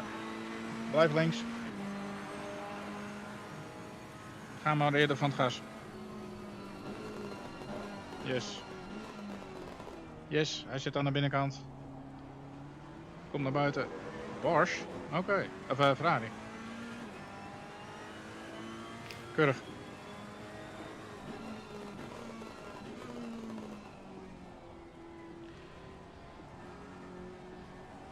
Daar stond Michiel Hutman achterstevoren. Leuk alsof ze het echt een keer inreed. Een blauwe Audi. Er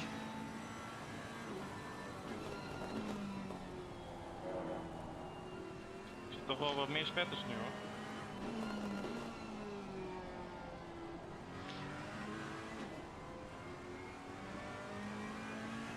Maar je bent sneller dan die witte.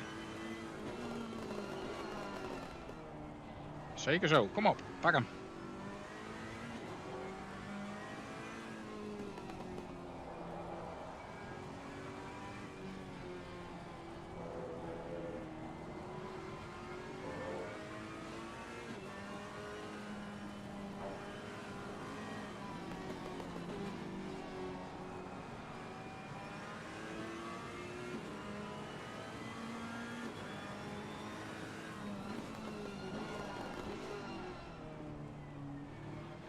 Hij maakt wel een foutje. Oh. Fuck.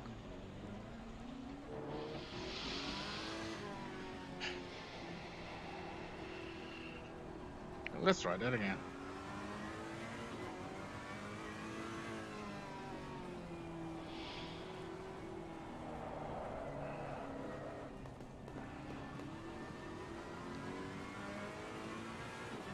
Jammer. Ja, goed. Nou ja, er zijn geen plekken verloren.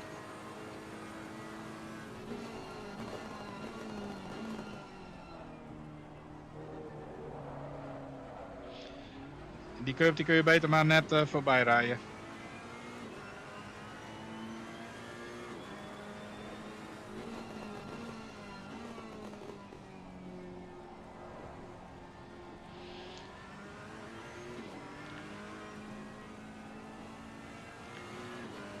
De auto's achter je zijn backmarkers, die hoef je niet voorbij te laten.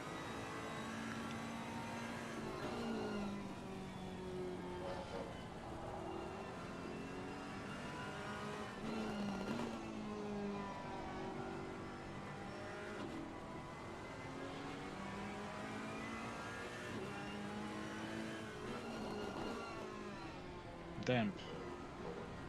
So it's a whole wet race, it would seem.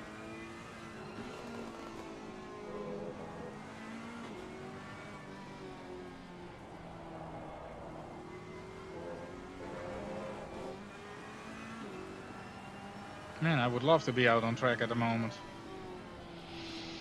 I like this, come on. Make it happen. 20 more minutes.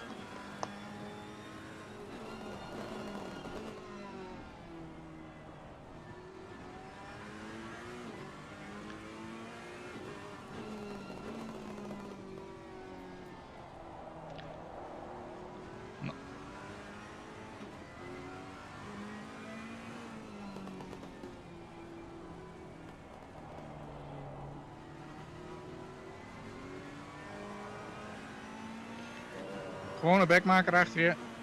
Lekker breed houden.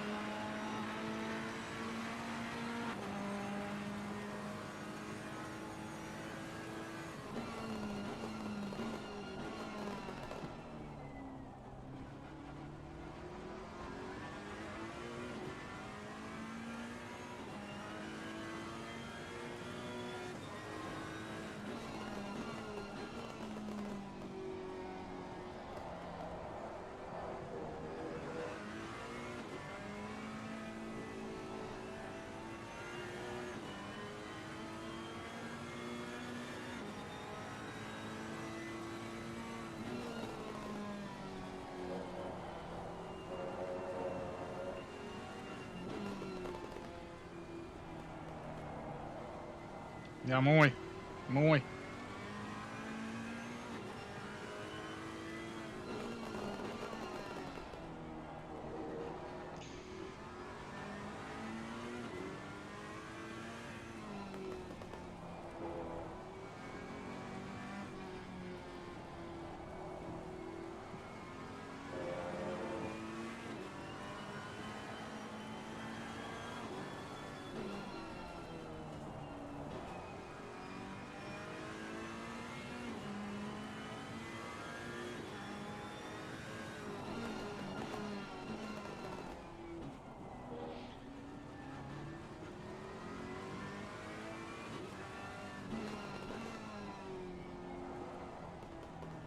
Allebei voor positie voor, toch?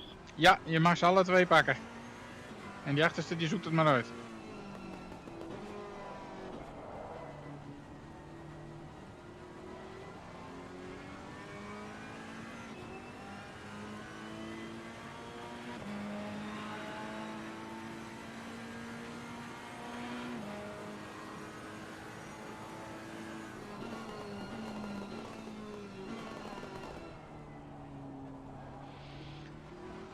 Perfect. Zolang jij keurig die binnenkant houdt, dan komt hij er niet voorbij.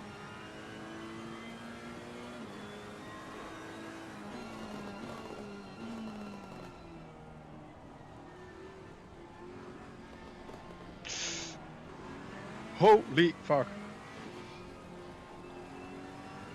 Woe!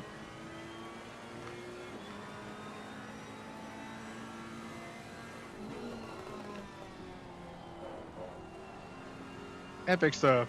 Woohoo!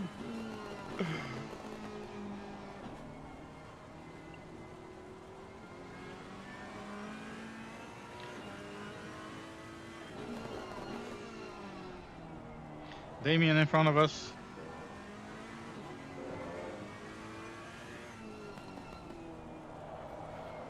No, keep it straight, keep it straight, keep it. Ooh.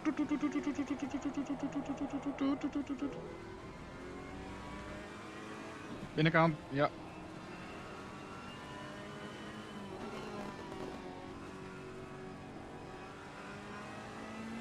Probeer goed je apexen te houden.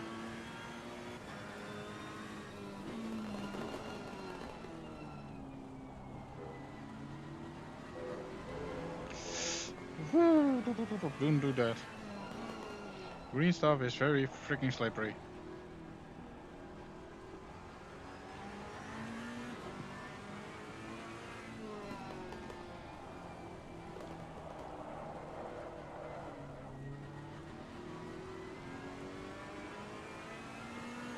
Gaat het ene rondje beter dan het andere rondje? Ja.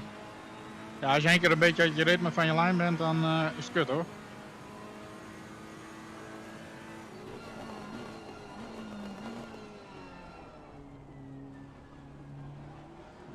Nee, je zit nu op 3 kwartier. Voorbij gevlogen het laatste kwartier. Zo intens.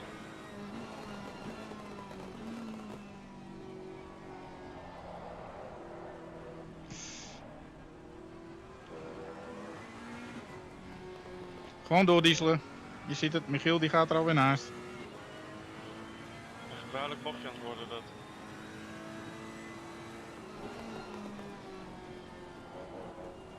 Nou, deze vind ik eng.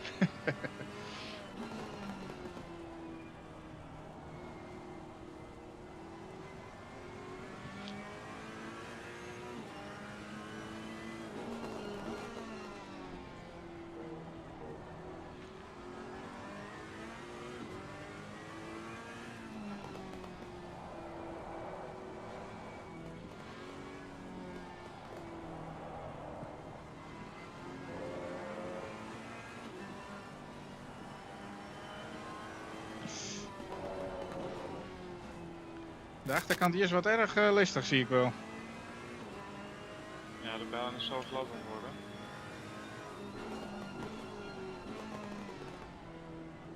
Je kunt de rembalans nog heen naar voren doen.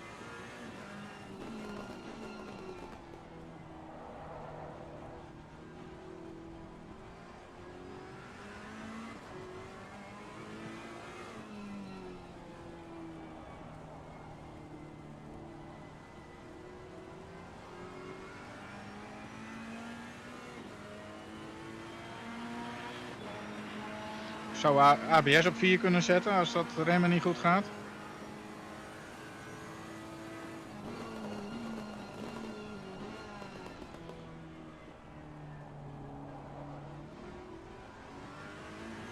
Nice.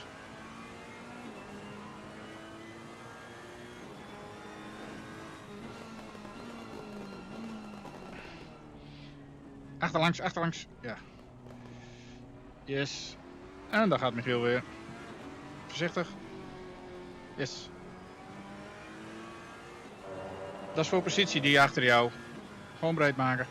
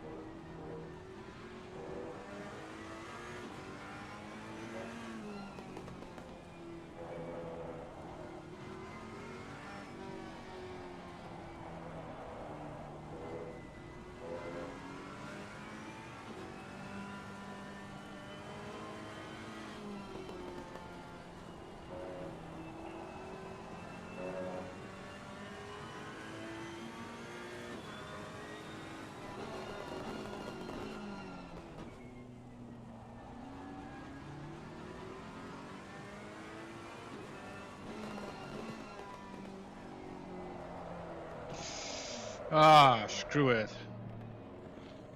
Komt iemand aan? Oeh, ja.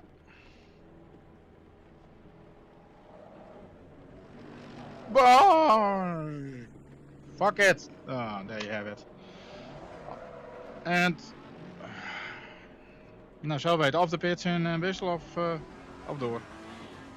Nou, ga maar door.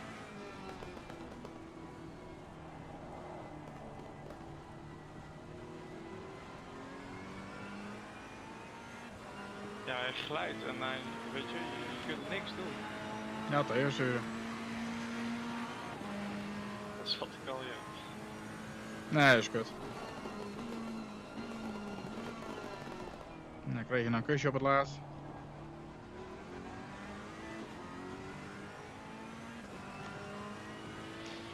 Nog steeds 15e.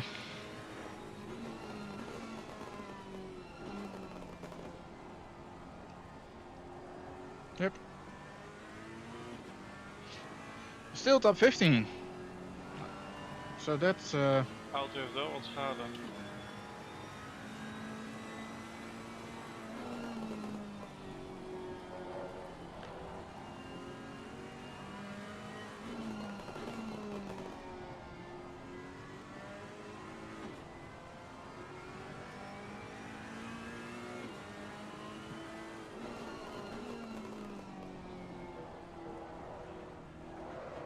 What the hell?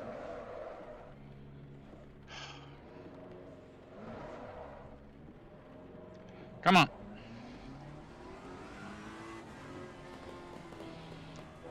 Nummer 11 zit nu achter je. Die moet je voorbij laten.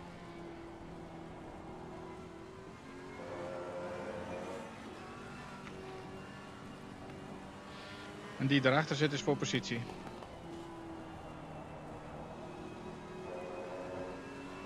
Ja, laat hem maar gaan. En nu invoegen. Yes.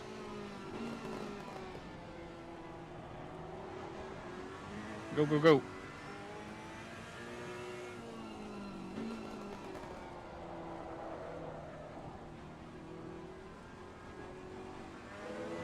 Neem de binnenkant.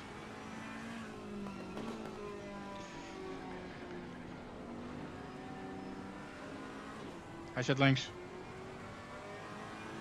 Yes. Zit ervoor. Doen we schade zo meteen repareren of niet? Nou, kijk jij even hoe erg je het vindt. Rechtuit blijven.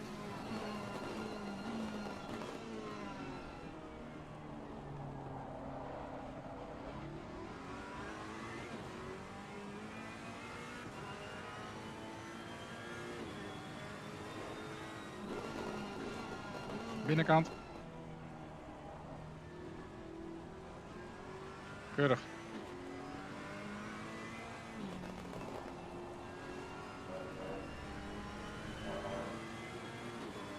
Hij zit naast je. Laat maar gaan. Oh! Holy.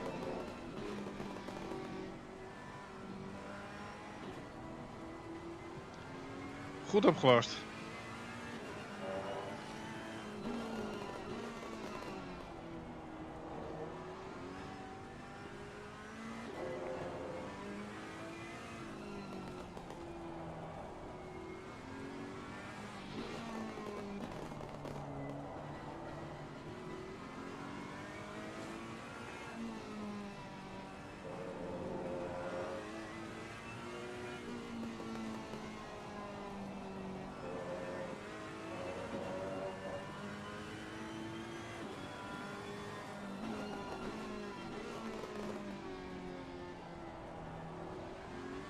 Hij zegt dat het 20 seconden schade is.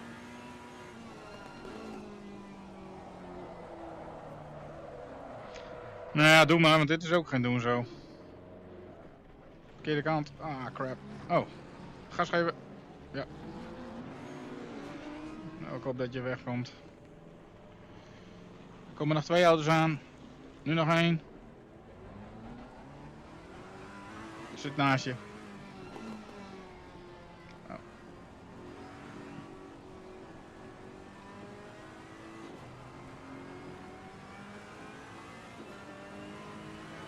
Slipstream.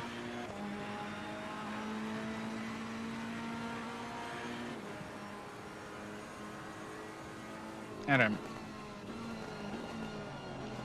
Woe.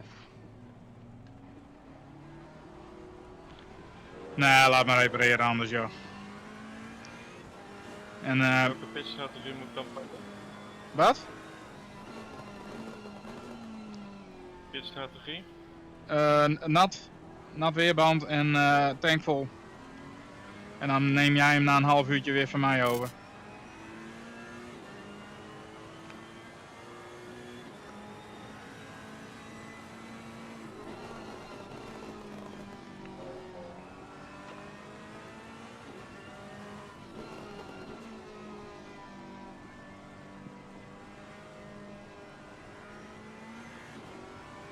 De race is nu nog 1 uur 11 minuten. Dus je mag je 5 minuten makkelijk volmaken.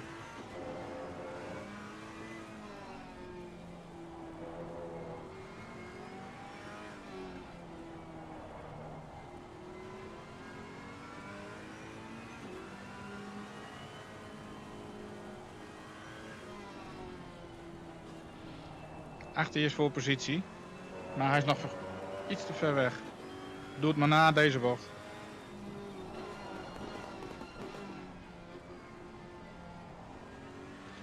Neem jij de buitenbocht zo dadelijk. Ja, hij komt binnen door. Oh, crap. Ja. Even remmen. Yes.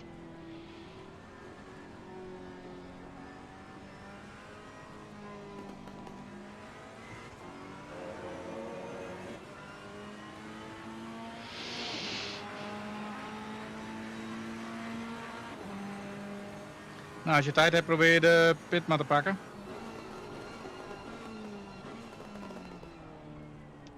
De pitstrategie. Ja, net een recht stuk gedaan. Je hebt hem al op wet?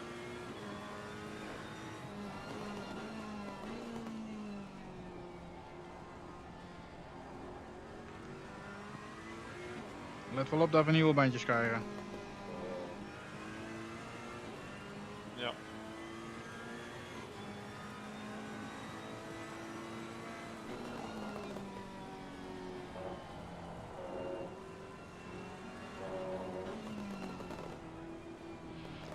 Je moet zelf maar aanvoelen of je hem wilt repareren.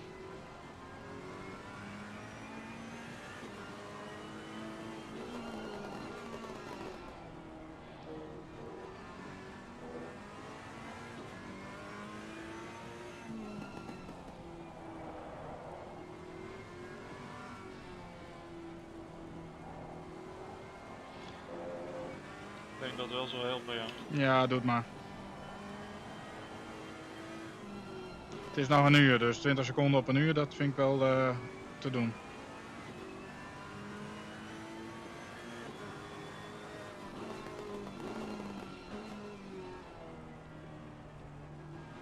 Hoeveel peut heb je nog?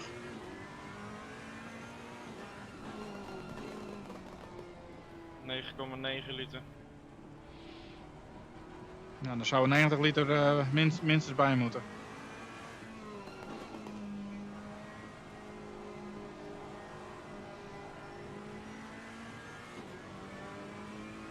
Doen we dan straks alleen een wissel zonder tanken? Of, moet er niet Oh ja, nog dat hebben we ook nog, hè? Goh, dat is een goeie.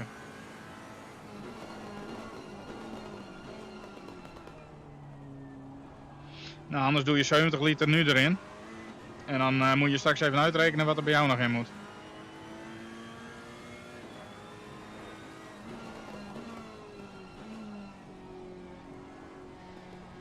In feite hoeven we het niet te wisselen, dus het is eigenlijk een stap en go zo'n beetje wat je anders doet.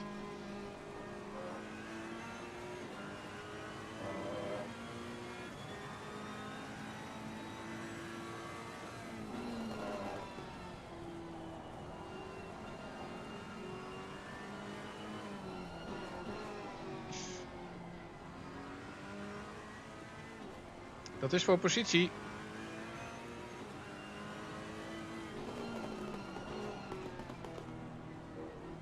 Oh ja, dat is dat gele ding weer.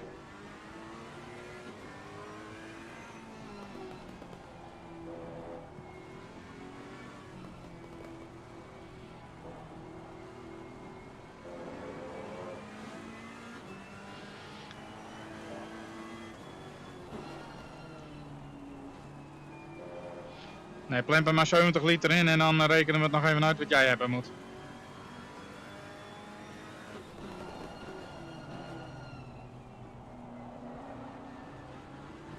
Oké.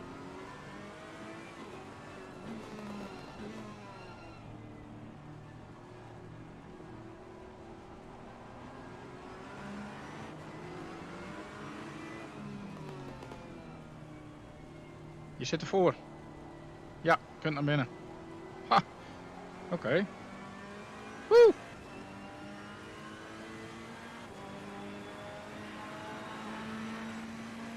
...16.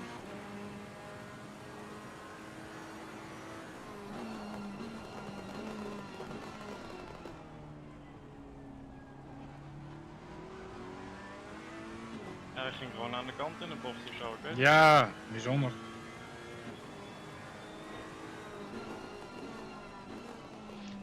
En voor jou, dat is een backmarker, dus ja.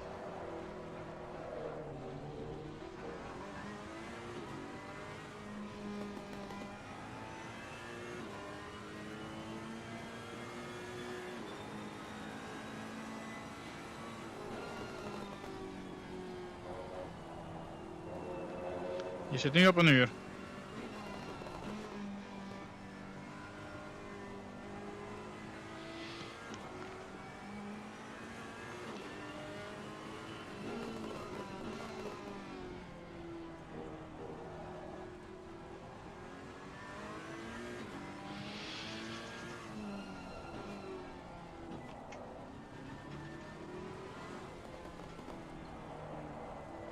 Oh, Drift City. Drift City, here we come.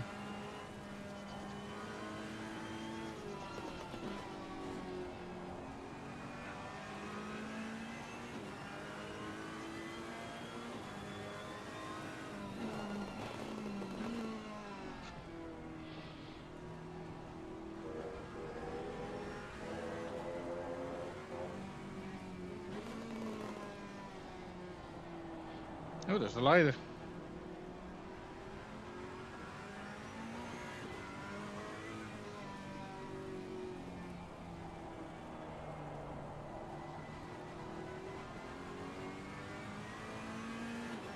Dat zag ik ook in één keer, ja. Ja, goed gezien. Ik had hem even niet op de karrel. Ik heb nog 5 liter, komt dit rondje naar binnen. Ja, is goed.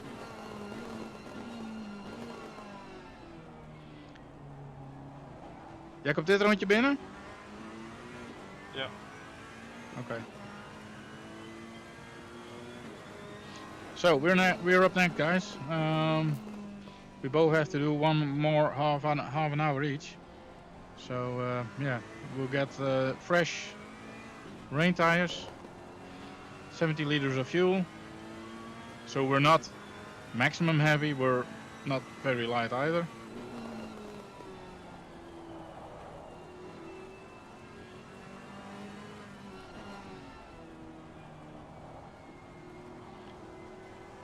Het is voor positie, maar je mag je mooi breed maken.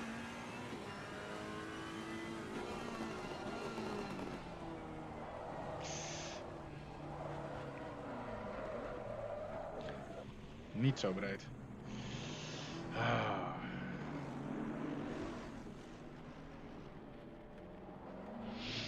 Jammer. Ja, die was zuur. Oké, hij is wel krom nu. Serieus? Nou, zorg even dat de reparatie aanstaat. Oh, dat was zo'n zacht tikkie. Oh, crap. So, this race is going from bad to worse. Zit iemand links van je? Ja, goed zo. Doe maar.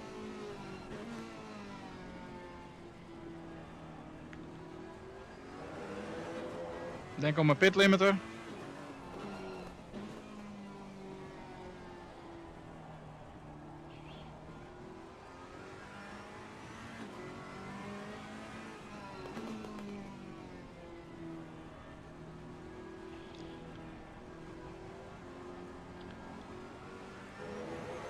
Pit limiter. Eerste versnelling, goed zo. Reparaties aan? Ja, alles is aan. Hoe lang? Alles is goed. 1 minuut 9. Ach, jongens. Ja, nou. Kan er wel een koffie. Nou, nieuwe bandjes.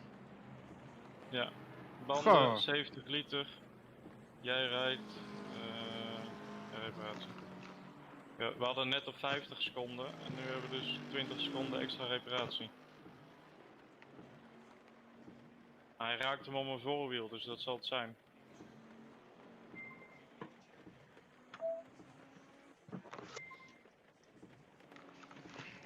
Ik weet niet hoe ik het gedaan heb, maar het was wel zwaar.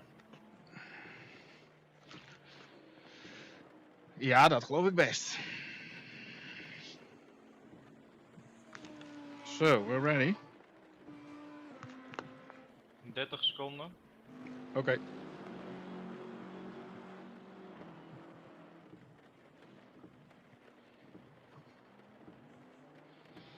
Weet je of de ignition nog aan is?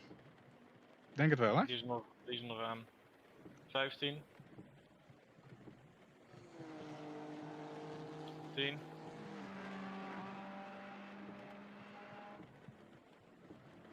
5, 3, 2, 1, go. Fuck, hangt. Hangt. Staat in het gas. Hangt. Ik zie niks. Fucking. Nou, hij hangt hier. Hij staat helemaal stil. Helemaal stil. Hij is helemaal weg. Ik zie helemaal niks. Ja, en ik ben gedisconnect. Fuck! Nou, ga maar in de channel of we kunnen reconnecten. Fucking hell. Jezus. Kutsysteem.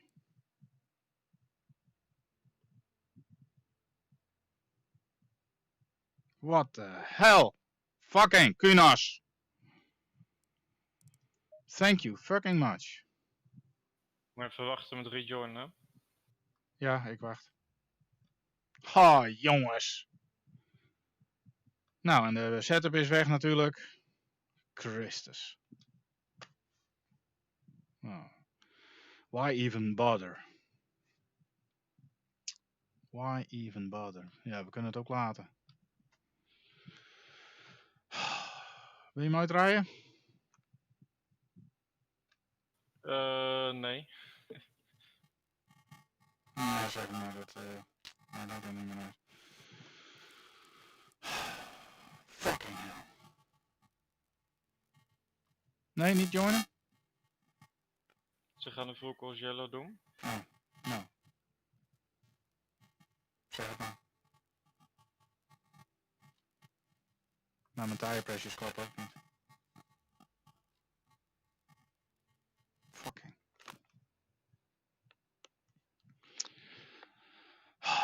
Why the hell?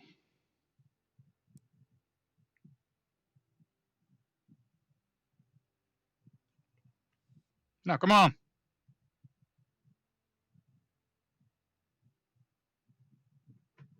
Duurt lang.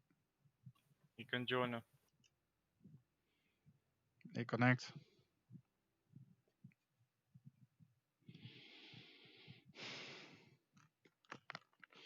Zeg maar als Kun je me erin zo bent. de drukkers even opnoemen? Nog niet hoor, ik ben er nog niet. Ja. Come on. Fucking. Yes, ik ben er. Oh, dit is belachelijk. Nou, moet ik eerst die fucking setup weer opzoeken. Rood. Red. Drukken. 26,8. Oh, dat is. 27,5. Oké, is goed. Laat maar. Fuel. 70. Ja, zoiets. Nou, let's see. En dan moet ik nou nog 1 minuut 20 wachten. Waarom? What the hell, why? Fucking kunners, why? Ja, ik moet nou nog 1 minuut wachten. Waarom? 24, we hebben nog 5 man achter ons. Waarom? Het is nog steeds full course yellow zeker. Nou, dat is een Ja, ze mazzeltje. gaan hem nu... Nee, laat ze nog 40 seconden wachten. 40 seconden. Ja. Waarom is dit? Dit slaat nergens op. 30 seconden. Prepare for green. Nou, huppakee. Weer 20 seconden down the drain.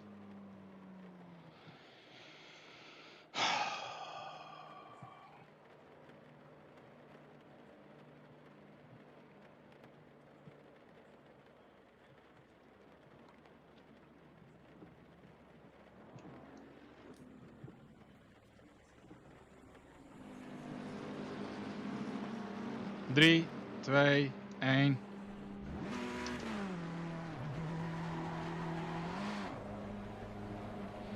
Jij bent gewoon onboard?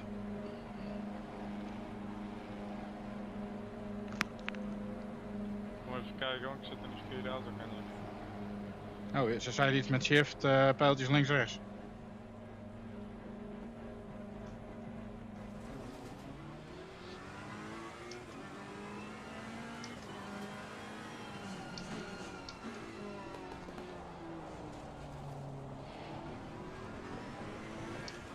There we go, guys. Totally useless stint, but we're gonna make something out of it. Ja, ik ben er weer.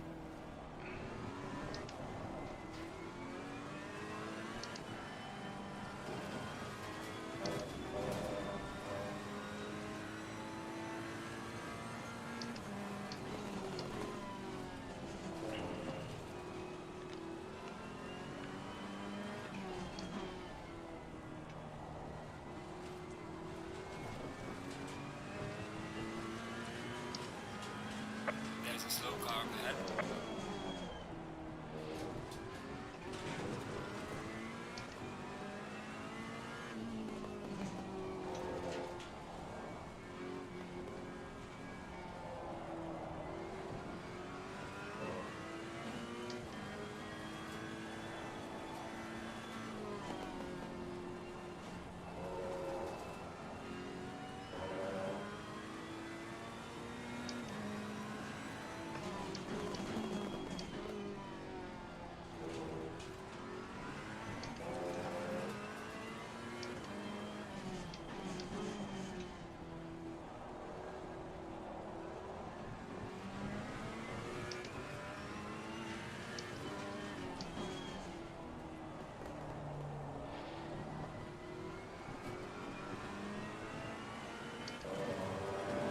jammer dat het weer moet gebeuren, hè? Ach, jongens. Kutkunos. Ik ga die log weer nakijken wat dit nou weer was.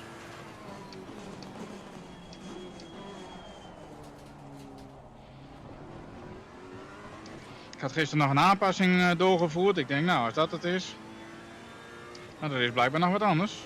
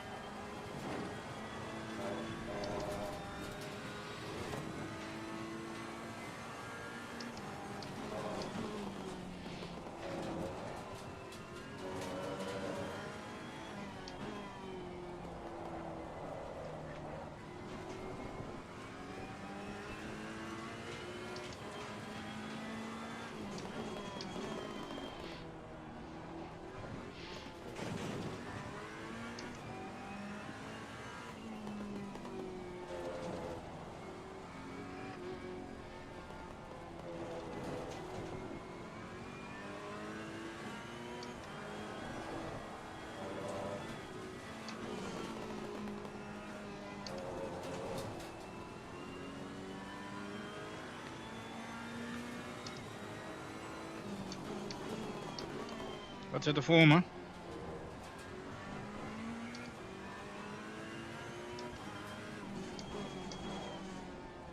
Niet voor positie in ieder geval.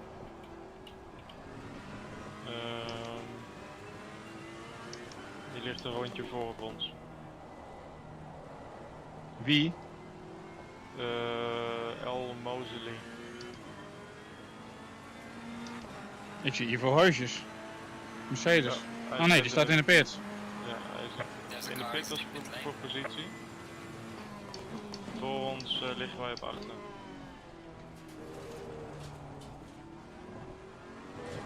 Die daarvoor is weer voor positie.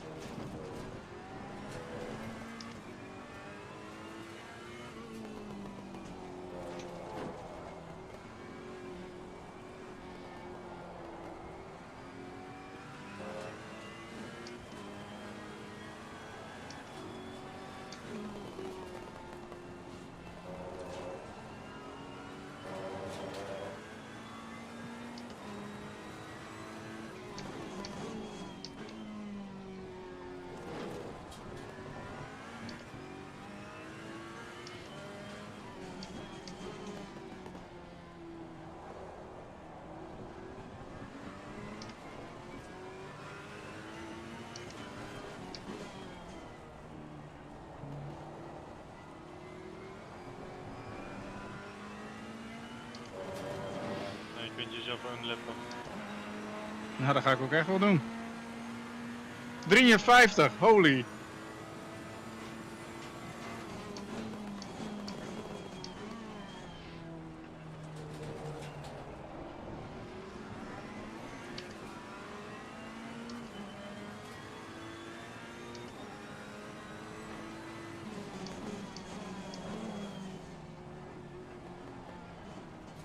Car on the right. Ja. Right. Faster car is approaching.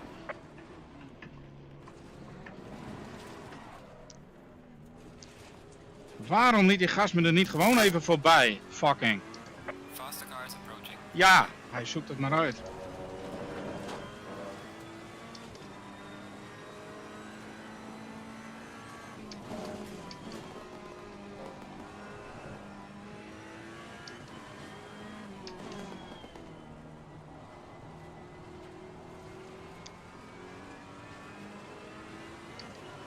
Godverdomme.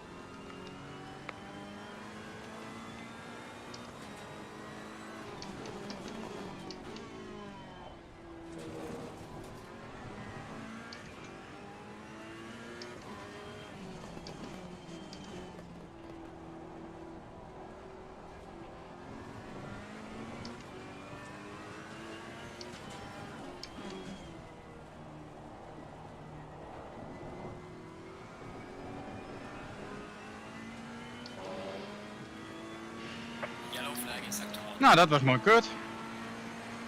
Domme. Nou, dat gaat niet veel goed vandaag.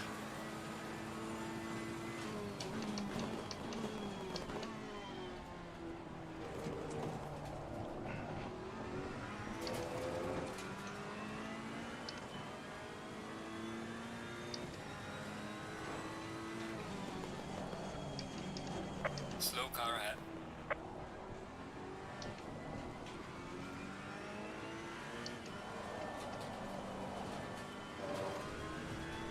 There's a slow car up ahead. Waar dan?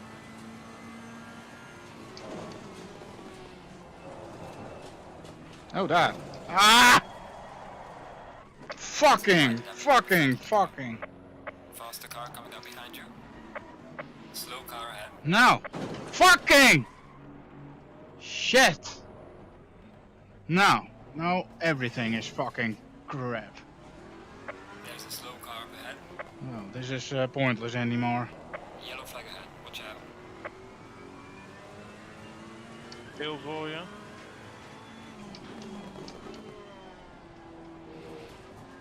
Nou, dat was een roodklap dat iemand bij me binnenkwam.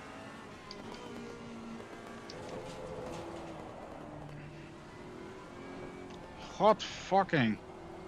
Mijn achterbanden zijn oranje op een of andere duistere manier. Je hebt een paar rondjes nodig om te voelen.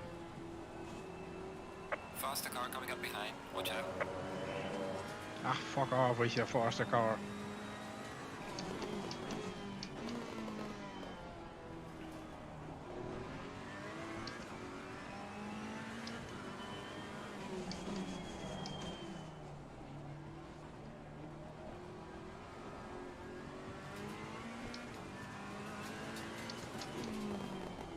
Car on the left. Clear on the left.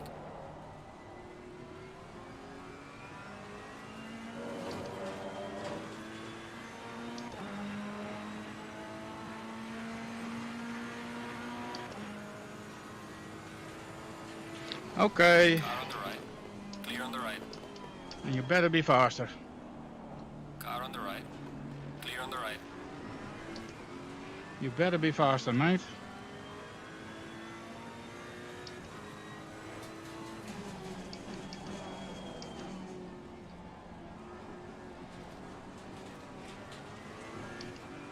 The faster car is approaching. Ah, shut up, man.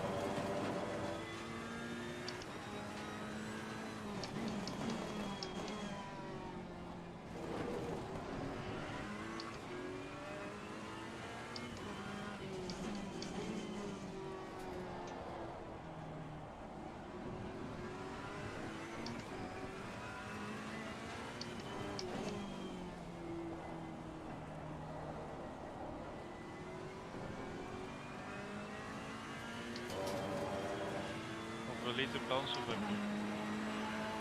23 laps. 55 liter.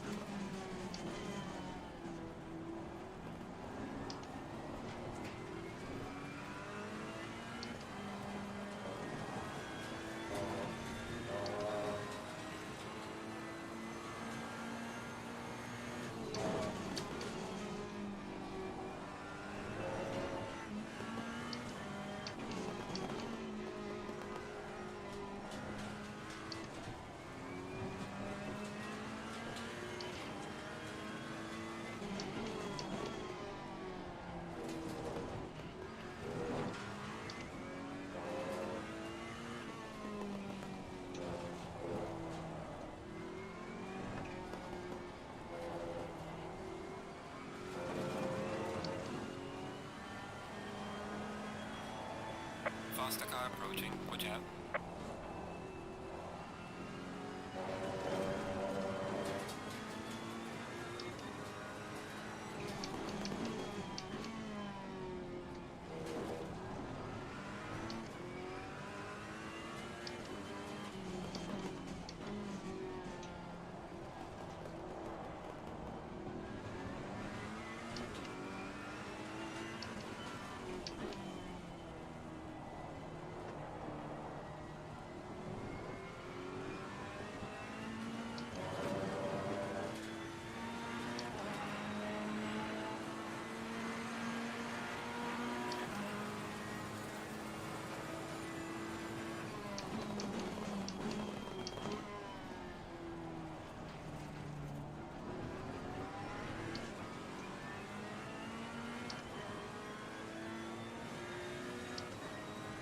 Yellow flag in sector 3.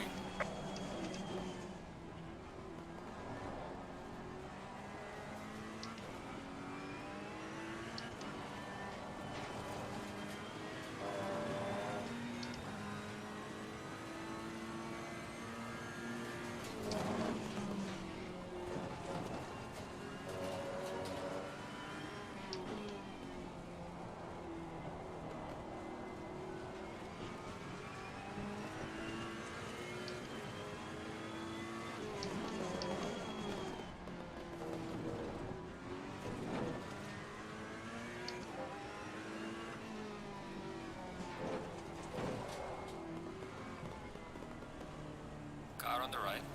Clear on the right.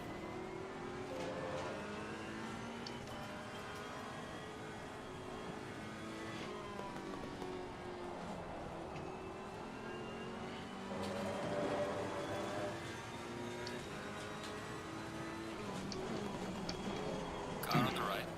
Clear on the right. Ooh. My bad. Gereed.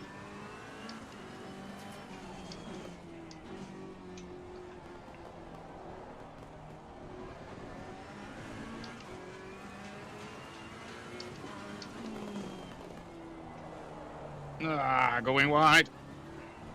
Come on. Fuck it. Als jij doorrijdt, dan kan ik de laatste 20 minuten wel pakken. There is not a car inside.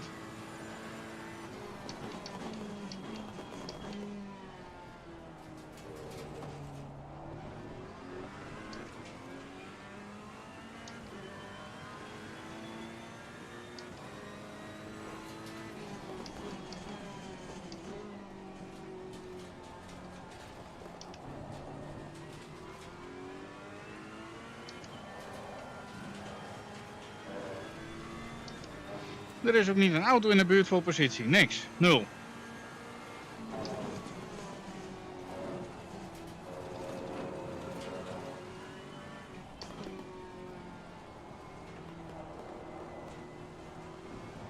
Nee, er ligt een rondje, een half rondje achter.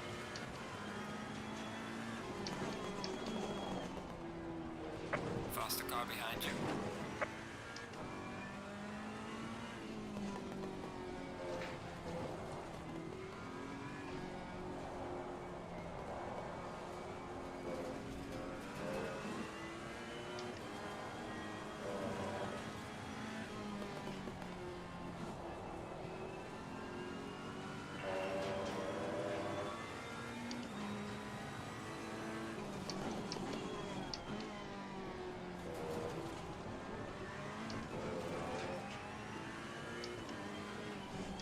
Yellow flag ahead, be careful.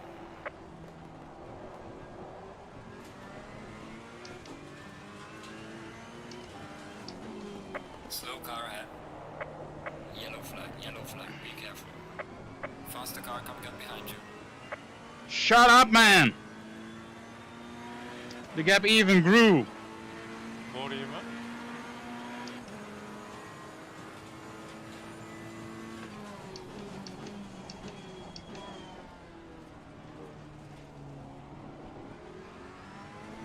Zei je wat? Ja? Wat dan? Komt zo.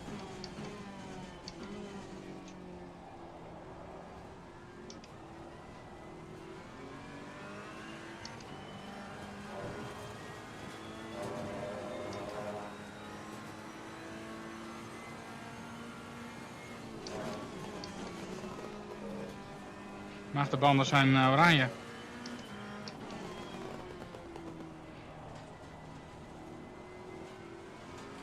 Zal ik ook een beetje tegenaan hoor.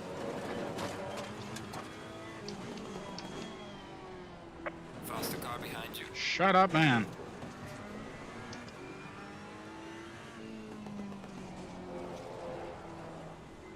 Blauwe vlag achter.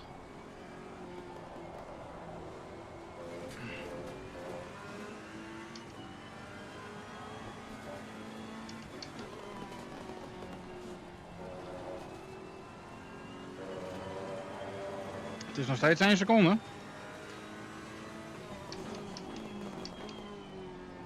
The faster car is approaching. Shut up, man. Yellow flag in sector 2.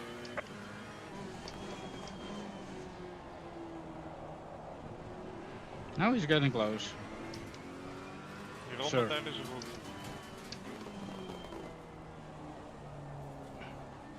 Faster car is approaching. Oh, man.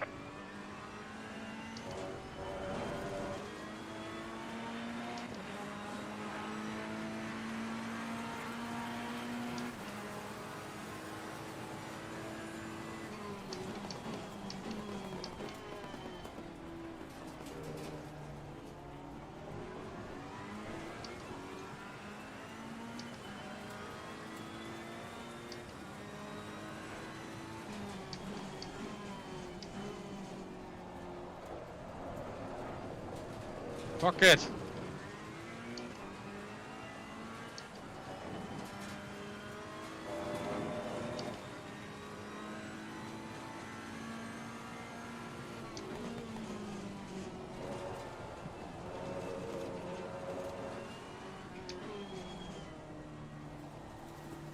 Car on the right.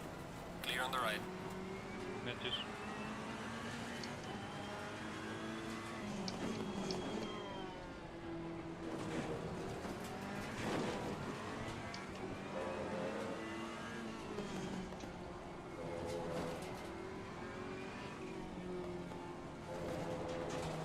Ah, fuck. Fuck! You've got some severe damage in the front. Faster car coming. Ah, steering. Nou, stuur is stuk. Nou, zullen we maar retiren, want dit is totaal fucking pointless.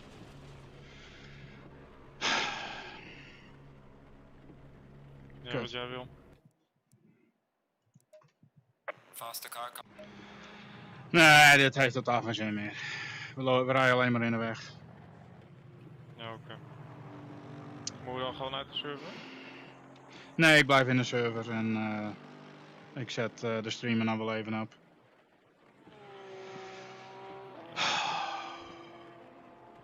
Ja, ramprace, helaas. Er ging eigenlijk niks goed. Ja. Of ik ben een pessimist, maar... Een beetje. Ah, verdomme, die fucking stop and go data. Dat sloeg helemaal nergens op. Je staat bijna stil, je vergeet hem alleen in de pit limiter te doen. Nou, ik schuif even de streamer voor, dan valt er nog wat te zien. Ja hoor.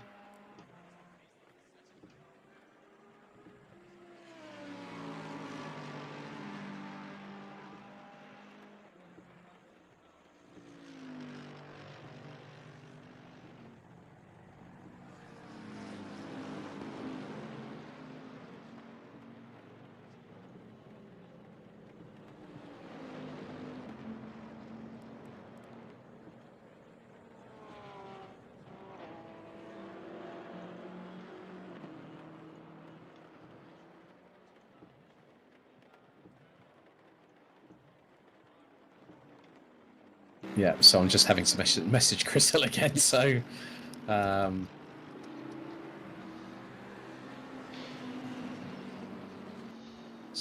yeah. Just seeing, I think Lee Mosley in the car 79, I think they've just had a moment just on what would be turn 1A. Turn 1. It's the first time I think I've come across a track where the turn numbers are 1 and 1A. Yeah. But yeah, definitely, I think he's just had an issue there. Correct me on No, chat if I'm wrong. it's, But just to liven chat up a little bit, get involved, give us your comments, give us your thoughts on the race so far, because it's been a good race.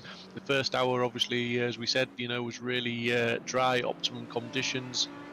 Some great drives, some great lap times coming in, some very fast race pace from the guys. But then these wet conditions have really sort of thrown a spanner in the works, and they've made it a little bit tricky for the guys. And like they're saying, neither tyre is sort of optimal at the moment, and it's a bit of a guessing game, and it's a bit of a sort of a tiptoe around and just find that grip. But yeah, just let us know in the chat what you think and who you've been supporting, and what the expectations are for anybody. What you think the podium's going to be at the end of the race, who's going to be on the top step, and indeed, if you're feeling brave, see if you can predict the top 3. Okay, well, Steve Haley, I know you can hear me. Can I hear you now? Because I think I've unmuted the server. Can you? Yes, I can. Well, hey! Good afternoon, sir. Hello, mate. Hey, happy days. Oh, we got there in the end. Yes. Technical difficulties notwithstanding. But yeah, thank you very much, Steve, for the comments that not hitting the pit limiter. I can understand A bit of a rookie mistake. Schoolboy. Yeah. Yeah, and I was Oh, faffing. dear, the banter's now going to come thick and fast with just over 31 minutes still to go. Yeah, I was trying to faff getting these tyre pressures correct for Aaron for his next stint, and slowed down. I was still faffing with buttons, and missed the pit limit button. Managed to get it on. Then when I got into the pit box, I hadn't selected swap drivers, so we have to go around again. But you got to take the rough with the smooth. You have your good races. Well, just to let you know, Aaron Walker is currently the fastest man on the track with a 1:52.8, and he's lapping quite considerably faster than anybody else at the moment, probably about a second faster and 2 and 3 seconds faster than a lot of the guys on the track. So he's really finding his pace at the moment. But just going back to that pit limiter incident, Steve, and sort of not to rub salt in the wound, I'm trying to sympathise with you. What is a rookie mistake, it has to be said.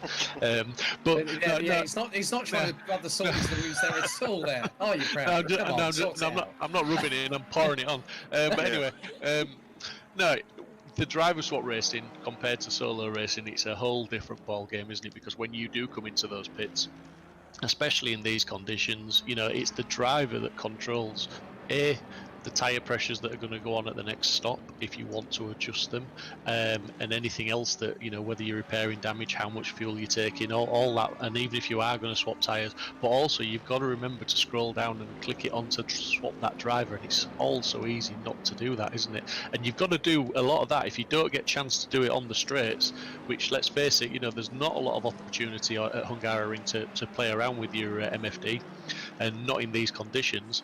You're doing that as you're entering what is a hairpin into the pit lane. Absolutely, yeah. There's very little chance you get to play with your settings and setup, and obviously it is all down to the driver to do. Which it would be nice if it was the other way around. If your teammate could have done it, that would have been even better. It leaves you to concentrate then. But obviously, with it being it's not really raining badly, but it's also not dry, so it's very, very tricky. Trying to get the tyres right.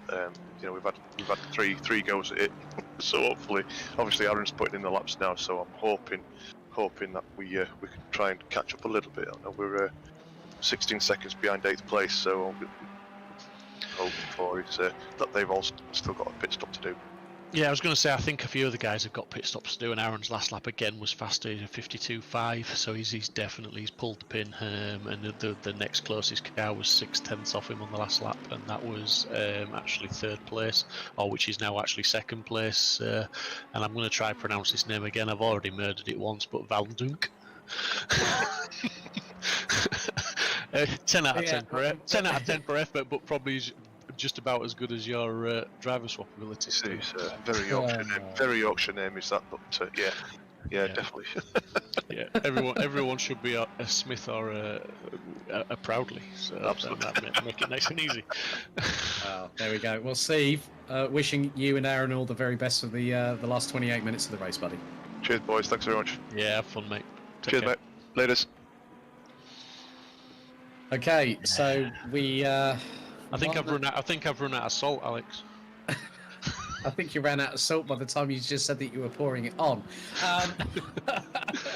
But also, big thank you to Natalie, who's in race control. She's the one who's AKA Princess Platinum on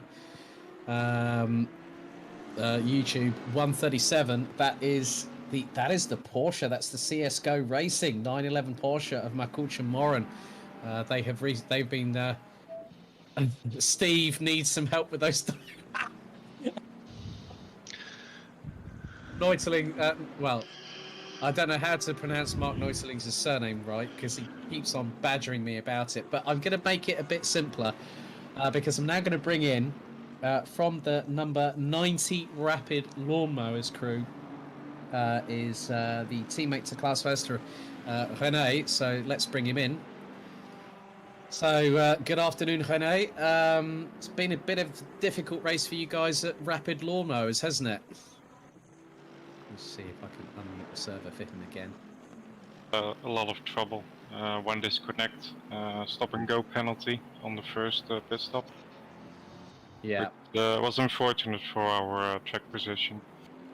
Yeah, it has been quite an entertaining afternoon because Steve has been doing his best to pronounce Dutch surnames, and I'm not going to even attempt to say what yours is unless you want to give us a rendition, so at least I can hear it phonetically. Well, in English pronunciation, it's Van Dijkhuizen. Mm-hmm. In Dutch, it's Van Dijkhuizen. So okay, so the N is silent. Okay, that's fair yeah. enough. That's all right because I do deal with a lot of karting in Belgium and also in Germany, so I do come across a lot of Dutch and Flemish surnames. So it's, but yeah, I mean, you and Klaus were doing really, really well. We saw you guys fighting at the sharp end of the field, but yeah, it's a real shame. But just to see a lot of the quality of the drivers in this race has been quite an interesting addition for Sim Racing Hub International, hasn't it? Yeah, it has. Overall, all drivers on track are very aware of each other. There's a lot of gentlemen driving, I believe, giving each other enough space, even for position. I don't think I've had any incident with someone. Correct me if I'm wrong, but overall the racing is pretty good, and with the changing weather, it's difficult, to be honest. I think you guys were probably more preferring the dry in the number 90 Ferrari, weren't you? Well, we set it up for a dry race. Last minute we did some changes to the back differential for some more stability. But well, the race was interesting, and I think rain really levels out the field. Normally I know I'm not the fastest driver, but in the rain I was doing pretty well on lap times. It's just a struggle. Every lap is different with grip. Yeah, Steve, have you got any questions to ask René as well?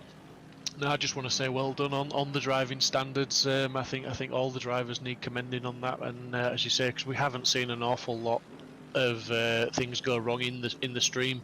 The racing has been good. The space given has generally been enough, and as you quite rightly pointed out there, even when it's racing for position, and I think I commented a few overtakes ago that people are being sensible about how hard they're defending as well. It's not always worth putting that hard defence up, is it? Sometimes you've got to play the long game and just to accept that somebody's maybe a bit quicker than you, and you're going to lose more time by fighting them. Yeah, live and let live, right? Yeah, absolutely, mate. And then it makes for some fantastic racing for everybody. Yeah. And I'm sure at the end of this race, in the chatter, everybody will be saying just how much they've enjoyed it. Yeah. Sadly, we have retired the car now for a couple of laps. Because of this disconnect, we lost, I think, about 3 or 4 minutes. Which is sad, but it happened last event as well for us. Yeah, the disconnects are still a very frustrating part of ACC at the moment, and it's something that generally is out of the control of anybody who's involved, whether it even be the server side or the driver. It's just something that sometimes happens, and there's not an awful lot you can do about it. But the way it's being managed for the rejoins with a full course yellow, it's the best way to do it. It's the safest way to rejoin and get everybody back on. But respect to you for the issues that you've decided to park up. But you still sounding positive and still sounding like you've had fun. I really did, yes. Thank you. Great stuff. No, great stuff, and thank you for popping in to have a chat with us. That's just adds makes our job easier, gives us a bit more information and a bit of interest for the people watching at home. All right, thank you very much. Thank you. Yeah, thanks, Rene. Take care, and hopefully we'll see you next time, my friend. Oh, we sure will be there. Brilliant. Okay. So we have just 22 minutes remaining on the clock, and it's still, it's still looking rather interesting at the front of the field. So Marcel Viss and this is the one fast, one furious, because Yannick Valenduc is the driver behind the wheel of that car, and Yannick is currently 22.7 seconds behind. So Dennis Kroll in the 33 Look Racing Lexus P3. Javier Berrio in the 707 Mercedes, fourth, ahead of Dave Hedges. Drifter Dave is more affectionately known. Well, there are other endearing terms of endearment that we have at SimSport Racing for that individual, isn't there, Steve? And we're not going to go into them on this broadcast. No. This is an away game, isn't it? So we'll not bring our home disputes to an away game. Like that football analogy there. I don't even follow football, but hey, I'll give it a go. Well, in for a penny, in for a pound there. Then we've also got the number 66. That is the Bentley. And that is Parker's been doing a really good job behind the wheel of that one. That's Joseph. You know what? That's the team that started dead last. They're up from 29th to P6 with 20 minutes and 50 to go. That's Joseph Parker behind the wheel. So both him and Niall Dodds have done an absolutely storming drive. That's the most position gained in the last 2 hours and 40 minutes. They're ahead of the Dark Sky Racing BMW M6 GT3 of Sem Spenkelink. And then we've got Frans van der Linden in the number 12 Lexus. That's the Sim Racing Holland Lexus. So they're up from 12th to 8th. Aaron Walker in 9th in the 24 SimSport Racing crew. Then it's the pair of Pink Pigs Porsche in the number 313, Vahoi Mietanen. Then we've got Evelyn's in the 131 of the team name that will not be mentioned for a very good reason. I still keep on getting a chalk when I look at the race number and then realise which team name it is. So I won't go into any further than that. Good showing from John Clements and Steve Hendon, who qualified P4 in the eSport Designs Audi. They're currently running P12, and then it's Dennis Werkman in the number 11 Lexus. Yeah, it'd be interesting to have a. Sorry, just to interrupt there. I mean, the Clements and Hinden Audi, that's had an interesting race because it qualified pretty well. It was running very high up at the beginning of the race. We saw a little incident that pushed him 2 or 3 places back. Not so much a big incident, it was just a bit of a tap, but it did cost him 2 or 3 places at the beginning. And I think Steve Hinden was at the wheel, but they just seem to have they've dropped back a few places rather than recovering from that. Because I think they were down in about, originally they were sort of 6th or 7th after the opening laps after that little incident, but they've just sort of dropped back a bit. So I'm wondering, it'd be interesting to have a chat with those guys if Steve Hinden's available, if he's watching the stream and he's hearing this, drop down to the commentary chat room and we'll just ask you some questions, mate. Yeah, we'll drag him in. All he needs to do is go into the waiting for the shed bit on our server here, and that is actually what it says. So we're in the official SRHI International Commentary Shed. Shed. The shed. Yeah, it's the SRHI Shed. Yeah, I'm going to go back to our SimSpots Discord servers and rename ours the studios, I think. Well, I mean, in some respects, we're going to start sounding like Radio Le Mans when we're doing these sort of, what was it, like the Haggerty broadcast booth. Shout out to John Hindhaugh and everyone else. It's all a bit sideways there from John Clements. A little bit squirrely, just fighting the control of that Audi as we just see him do it again. He's really trying to make some time up, and he's really struggling to get any purpose on those rear tyres and get some adhesion on the tracks. It's just stepping out all the time, but John is a very good driver. He's a very consistent driver, and he's making the best of what is maybe I would have expected a slightly higher finishing position for these guys, but as I said a few moments ago, it'd be interesting to find out how the race has gone for these guys and what incidents and issues, if any, they've had. That was a 1:58.428 from John Clements, and that was up on the previous lap of a 1:59.6. But again, I think the rear tyres are starting to go on that Audi. I think it's the conditions, to be honest, because I think we haven't seen a lot of sprays. He's really losing it there. He's that's a proper tank slapper. That one was. Is he gonna? Is he? Yes, he does. He managed to hold it, but he's really pushing it. I don't think it's so much the tyres are going. I think it's like all the drivers that have said before. The conditions just aren't quite there for the wets, but the slicks possibly it's not there for them either. It'd be interesting to know what tyres he is on, but he's certainly whatever tyres he's on, he's struggling, and we just see one of the SimSport cars there. That's really. The 24. I think that's the 24 that just shot up the inside. So that would have been Aaron Walker. Yeah, I mean that's a lap. That's lapping him. So that's. Aaron's in 9th place and he's just lapped 12th, so that's interesting. It's he's lost it now. He's actually lost it and he's on the grass. So I think they've maybe put the slicks on. I think I might be wrong. I might be totally wrong. But the way that car's not handling, I think they've obviously got the wrong tyres on there. Well, that will be quite interesting to find out from both Steve and John post-race, because you can still see it. No, it's wet. It went from damp to wet. Oh no, he's lost the back end. He lost the back end there as we pound away to Dennis Kroll. Natalie, aka Princess Platinum, said from Race Control says Clements is on wets. So look, the track was damp. It's now wet. So I think it's a combination of both. I think.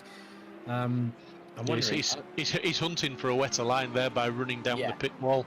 Yeah, so he's been in that car. Heating, aren't they? Yeah, 42 minutes he's been in that car. 42 minutes, and that's a big sign. So I think it's the way that the degradation's taken in. If that car has been sliding and now he's had a spin, that's going to add additional degradation. There may even be a slight flat spot on there as well on the back tyres specifically. So. That's where it's going to really change things. The track temperature now is at 18 degrees Celsius, as I've just seen. That's the 166 of, and that's one of the Audis. Because now, Steve, I've just looked at the timing, and the top 5 are all on the same lap. Top 5 are on the same lap, and then it's the 6th. It's the one of Spenkelink in the Dark Sky Racing 54 BMW that is the highest driver up the order that has had at least a lap put down on them. Yeah, and the reason I went to Dennis Kroll on the broadcast was simply because he's the man that's putting the fastest laps in, and not just by a small margin, by a large margin. He's doing 52.2s, and everybody, the next closest man at the moment in that top bunch is 54.6 from Yannick. So he's a long way faster. He's 4 seconds faster than some of the other guys, so he's on the move. Whether he can sort of close any gap up, because it's I believe it's 30 seconds off the lead, so he's got a long way to go to the lead. But it's not all about the lead, is it? Is that a battle for position there on screen now? That is. He's less than half a second behind Vanenduk in the 3:01.1 Fast 1 Furious. And I'm just looking at the lap times between him and Marcel Viss, who's leading in the 9:69 Artwork Bentley. The last lap from Viss was a 1:57.1. Dennis Kroll, who has been struggling with no force feedback, as his brother Tim indicated earlier on the chat, he did a 1:53. So he is effectively 4 seconds quicker at the very at the very maximum ahead of Marcel Viss. So if he gets past the cork and the bottle in this little battle between himself and Valenduk, if he gets past, he can then push. Yeah, absolutely.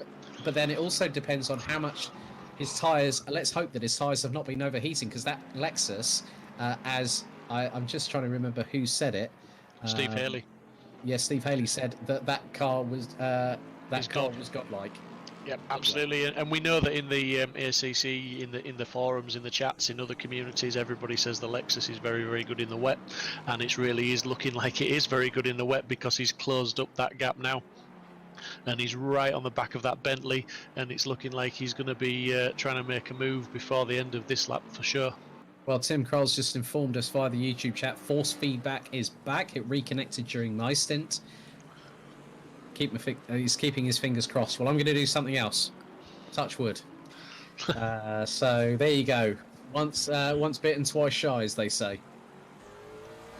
It's always interesting to go on board with these guys in these conditions as well, just to watch those steering inputs, and you can just, you can see the Lexus, to be fair, for the conditions. At the moment, dare I say, it's very, very smooth. We're not seeing too many corrections. It's pretty much going where it's pointed, but I'm pretty sure if we go on board with some of the other cars, we will see a little bit of seesaw action with the steering wheel as they're trying to catch it. And again, he's definitely looking for the wetter line. He's trying to cool those tyres. He's trying to keep things under control, and he's also trying to push for that second place. And then, like you say, potentially if he doesn't run out of time with 11 minutes and 50 seconds to go, runs wide. Valenduk runs wide. He's going to cut back, but that's going to give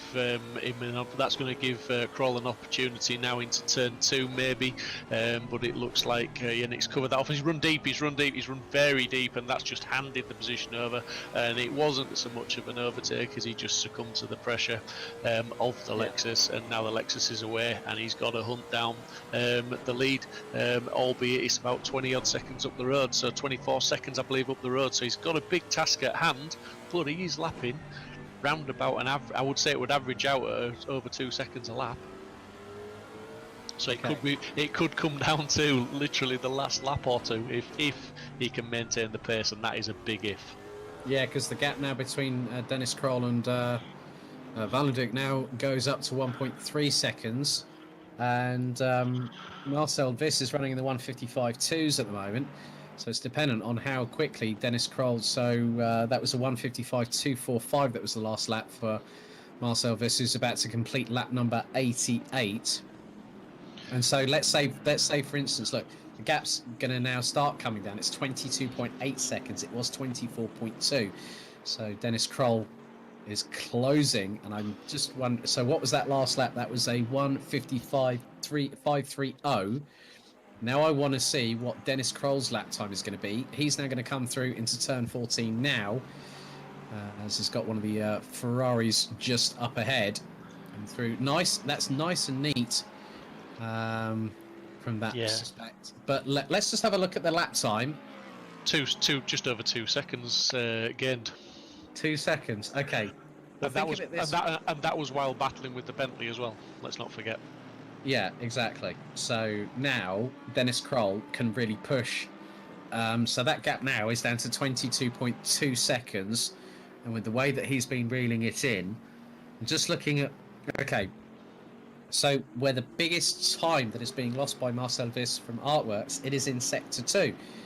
Because on that last lap, 43.4 from Viss, Dennis Kroll, a 42 flat. So that's where he's making up the time. That's where the Lexus is godlike, and that is between. You'll have so Sector 1 finishes just before Turn 4, and then it goes all the way through to Sector 3 after Turn 11 on the run down to T12. So that's where they're really making up that sort of ground, and it's in Sector 2 where the real fast and flowing bits is really coming to the Lexus. Yeah, absolutely, and he's just driving it masterfully. I mean, that was a fantastic, when we saw him come out the last turn there to lap that car. He just held such a tight line, and there was no sort of objection from the car. It didn't squirrel, it didn't step out, it held the tyre line, and he got the drive out of the corner that he needed, and there was absolutely no compromise whatsoever required to get the Lexus round that corner. So he's really is in sort of, as Steve Haley said, it is godlike at the moment, and is loving those conditions, as we see Marcel Viz do a 1:56.4 on that lap. So again, let's see what Dennis Kroll can do, and see if he can gain even more time out of that lead. And it's certainly looking like he's pulling it down. And again here, 53.2, so 52.7 in fact. So that gap has gone from 22.2 seconds to just over 18.5. That is 3.5 seconds there that he's just gained on that last lap alone, because it's not just about the overall lap time. I mean, I'll just give you an instance, all right? This had an absolutely shocking first sector of 41.3. Dennis Kroll of 39.087. That is 2.3 seconds in the first sector. So that Bentley starting to struggle. Again, he was nearly a second up in sector 2 and half a second up in sector 3. So Dennis Kroll, he's really pushing. Gap now down to 16.4 seconds. With 7.5 minutes still to go, so there is that distinct, far out possibility that it might happen. You might be right. It may happen, and it may well be on the last lap. Let's hope so, because let's have the excitement right down to the checkered flag. It's not what Marcel Viz wants. Unless his spotters have been telling him about Dennis Kroll when he was in third place, he will have been focusing on Yannick when he was in second, and he'll have been thinking, okay, that time's fairly steady, and then lo and behold, all of a sudden, then Dennis Kroll goes past Yannick and gets into that second place, and that time is now tumbling down, and Marcel Viz needs to keep a very level head. He doesn't need to do a lot, he just needs to keep a level head and try and go just a fraction quicker if he can, and just maintain, think, right, okay, we've got sort of 6.5 minutes now, the gap is this, so some quick calculations and just bring it home. He does not want to put himself under any more pressure than he's already under, as it were, because that's where the mistakes will come. Okay, lap time from this, 1:58.4, 1:52.8, 1:52.6, gap down to 13.3. Tim Kroll has already told us via the YouTube chat. Thank you for this, Tim. We had 1 minute 14 seconds extra pit stop, plus he had 1 minute 8 extra for damage. So absolutely. I mean, has anybody in chat, in the YouTube chat, Alex, been brave enough to predict a podium, or have they all stayed very, very quiet on that one? Neutlings has said that he thinks that they're 1 or 2 laps short for P1. He might want to retract that statement now, I think. Yeah, I was going to say, what are you going to bet for that then, Mark? Yeah. I think in one of the previous streams I won a Snicker, so maybe I'll get something else on this one. We'll see. But I think Dennis Kroll now is really putting himself in a position to be favourite to win this race, because with the difference of that sort of lap time difference, when he does get up to Marcel Viz, it's going to take a Herculean defence to keep him behind, and I don't really see how he will, unless Dennis Kroll doesn't catch him until the last lap, which we've got 5 minutes left, and again, it's going to be interesting to see. I mean, Marcel Viz, I can see. I'm sorry. Things are just explaining on the chat. Marcel Viz is 4 seconds down on his last lap, so he's really going to struggle. This is where it's.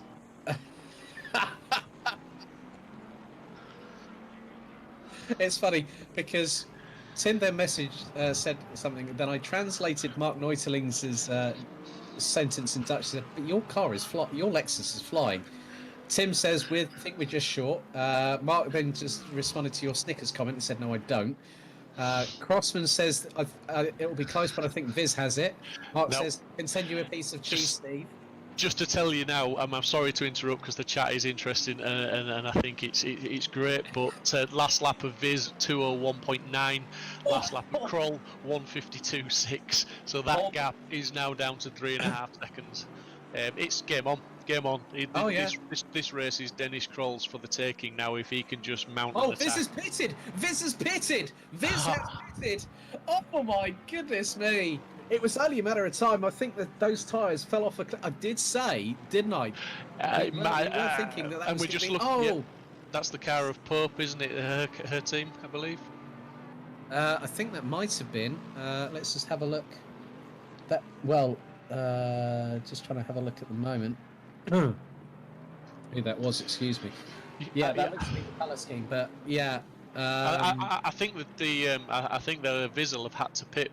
I don't think he'll have been for tyres at this late stage in the race. 'Cause I think he will have accepted the fact that maybe Kroll was going to catch him and he was going to probably pass him, but he would have stayed out there for second place. I think it's probably just to fulfil the mandatory pit stops, and maybe they've had to do another stop to swap drivers. I'm not sure. It'd be interesting to have a chat at the end of the race, but it's a very strange time unless the brakes have gone or something like that, and they've had to swap for brake pads again. That can happen. Viz was safe for a stint. It's 70 minutes, isn't it? Yeah. And he had done 1 hour and 2 minutes and 50 seconds.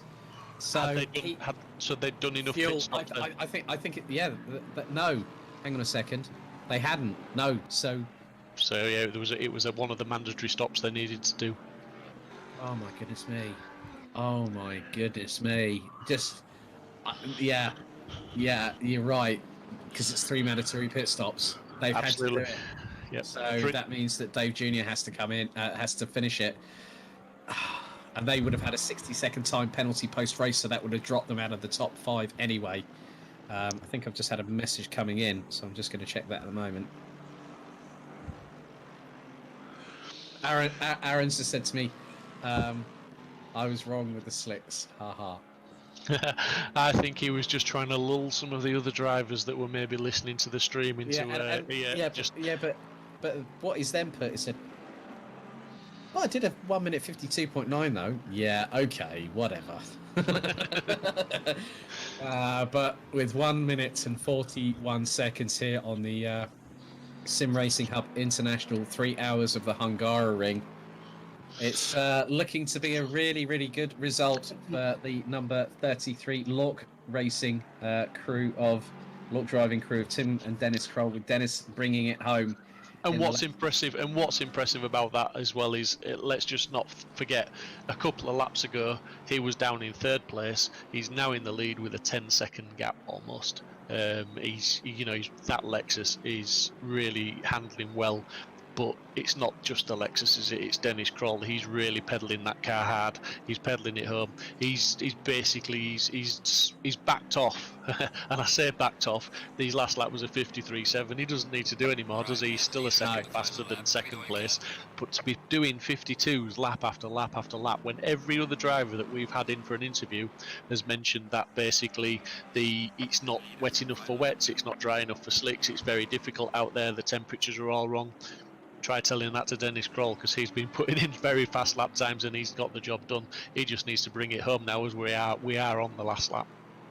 So the 94th and final lap of the Sim Racing Hub International 3 hours of Hungaroring. I think Natalie is very, very close to saying that Viz might be outside of the top 10.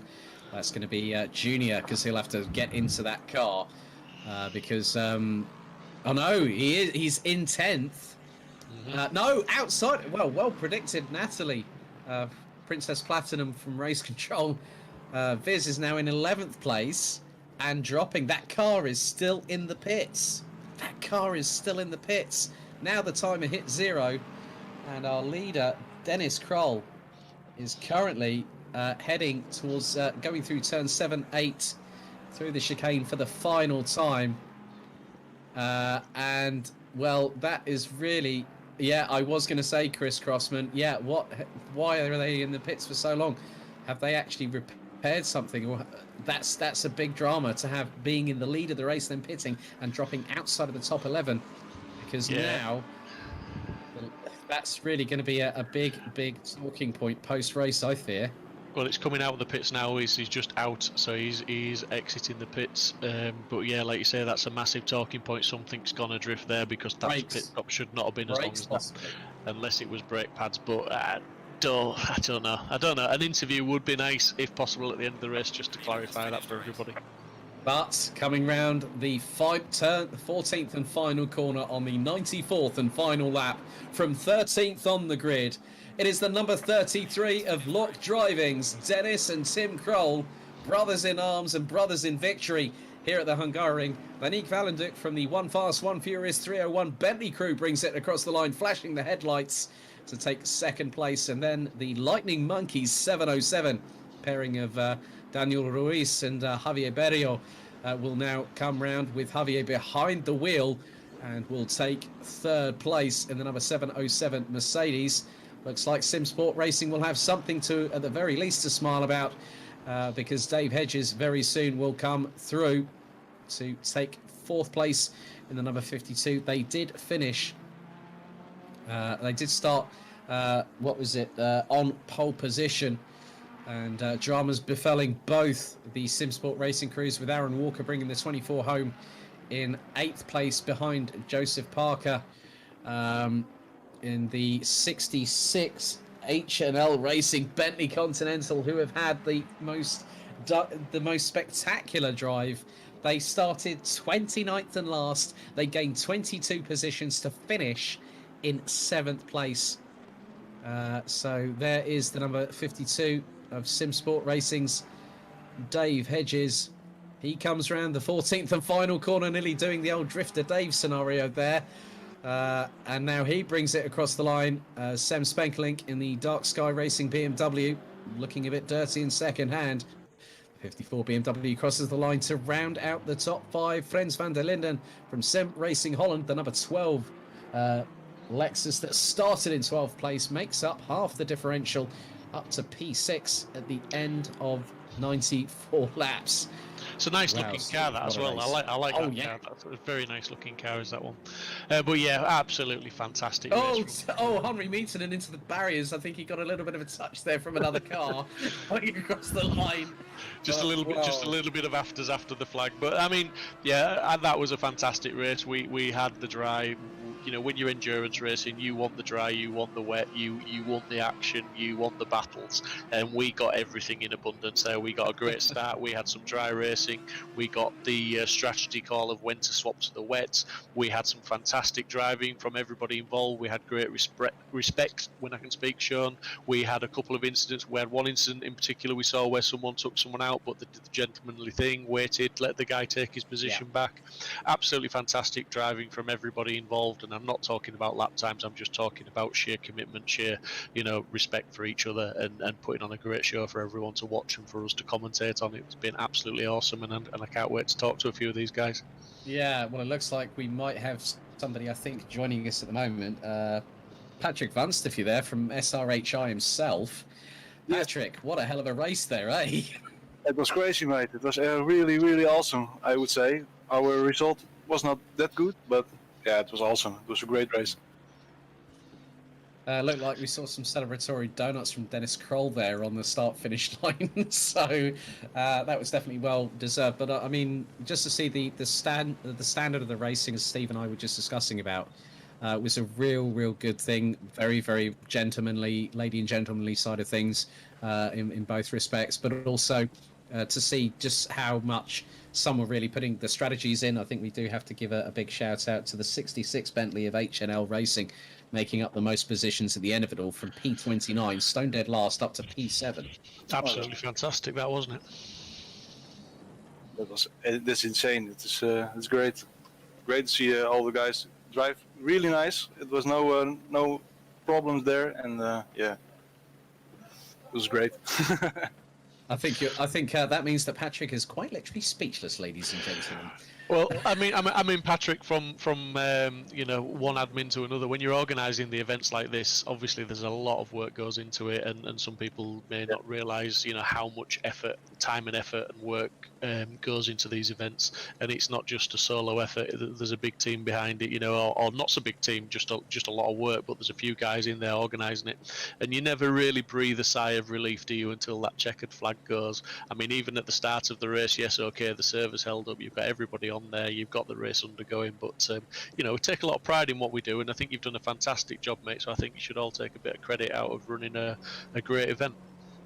Thanks. Yeah, we will announce some other events today, I believe, with some other endurance races. So I hope all the guys who are watching and who are racing will join then, and we have some awesome racing again. And thank you to you guys also who are commentating on the stream. Oh, no problem at all, Patrick. Always a pleasure, never a chore, my friend. No problem. As I said earlier, it's been an absolute pleasure to commentating because the racing's been pretty good. We had a very short spell where there was some big gaps and there wasn't sort of so many battles to look at, but we were spoilt for a large amount of the time where again I commented at one point where I just kept looking down the timing sheets and there was numerous amounts of cars that were less than half a second apart, so it was good to commentate on, and hopefully everybody enjoyed watching it at home. I hope so too. Okay, well, let's have a chat with some drivers, and I think we have got a couple in. So just bear with me a second. I'm now going to unmute our two drivers, two brothers. It's the Kroll boys from Lork Driving. So let's get Dennis and Tim. Congratulations, guys. Well done. Brilliant drive. Started P13 on the grid. But as we all know, it's not about when they say to finish first you must finish. And obviously, Tim, I want to go to you first because you guys, you admitted on the YouTube chat that you had some false feedback issues, I understand. Yeah, I started the race and then Dennis took over, but he did a lot of out tapping, to do other stuff. And then the minute he got driving, he lost his force feedback, so it was all visual correcting and stuff, but he still did the amazing lap times. So yeah, especially at the end, Dennis. Especially at the end because you were catching Marcel in the Artworks Bentley, and then we see them pit with about a handful of minutes, and myself and Steve, we were scratching our heads, but the car really came to you guys, and I think a couple of drivers were quite quick to point out that the Lexus does enjoy wet weather conditions. Yeah, but we also tried out before yesterday. We tried also a run with wet, so we already had some the tires almost correct. So I think that helped us as well for today. Yeah, Steve, have you got any questions to ask the guys? Yeah, it was an amazing drive. I mean, I was pretty much speechless because of those lap times, and you were in third place and looking like, okay, you're going to get second. That's a good result.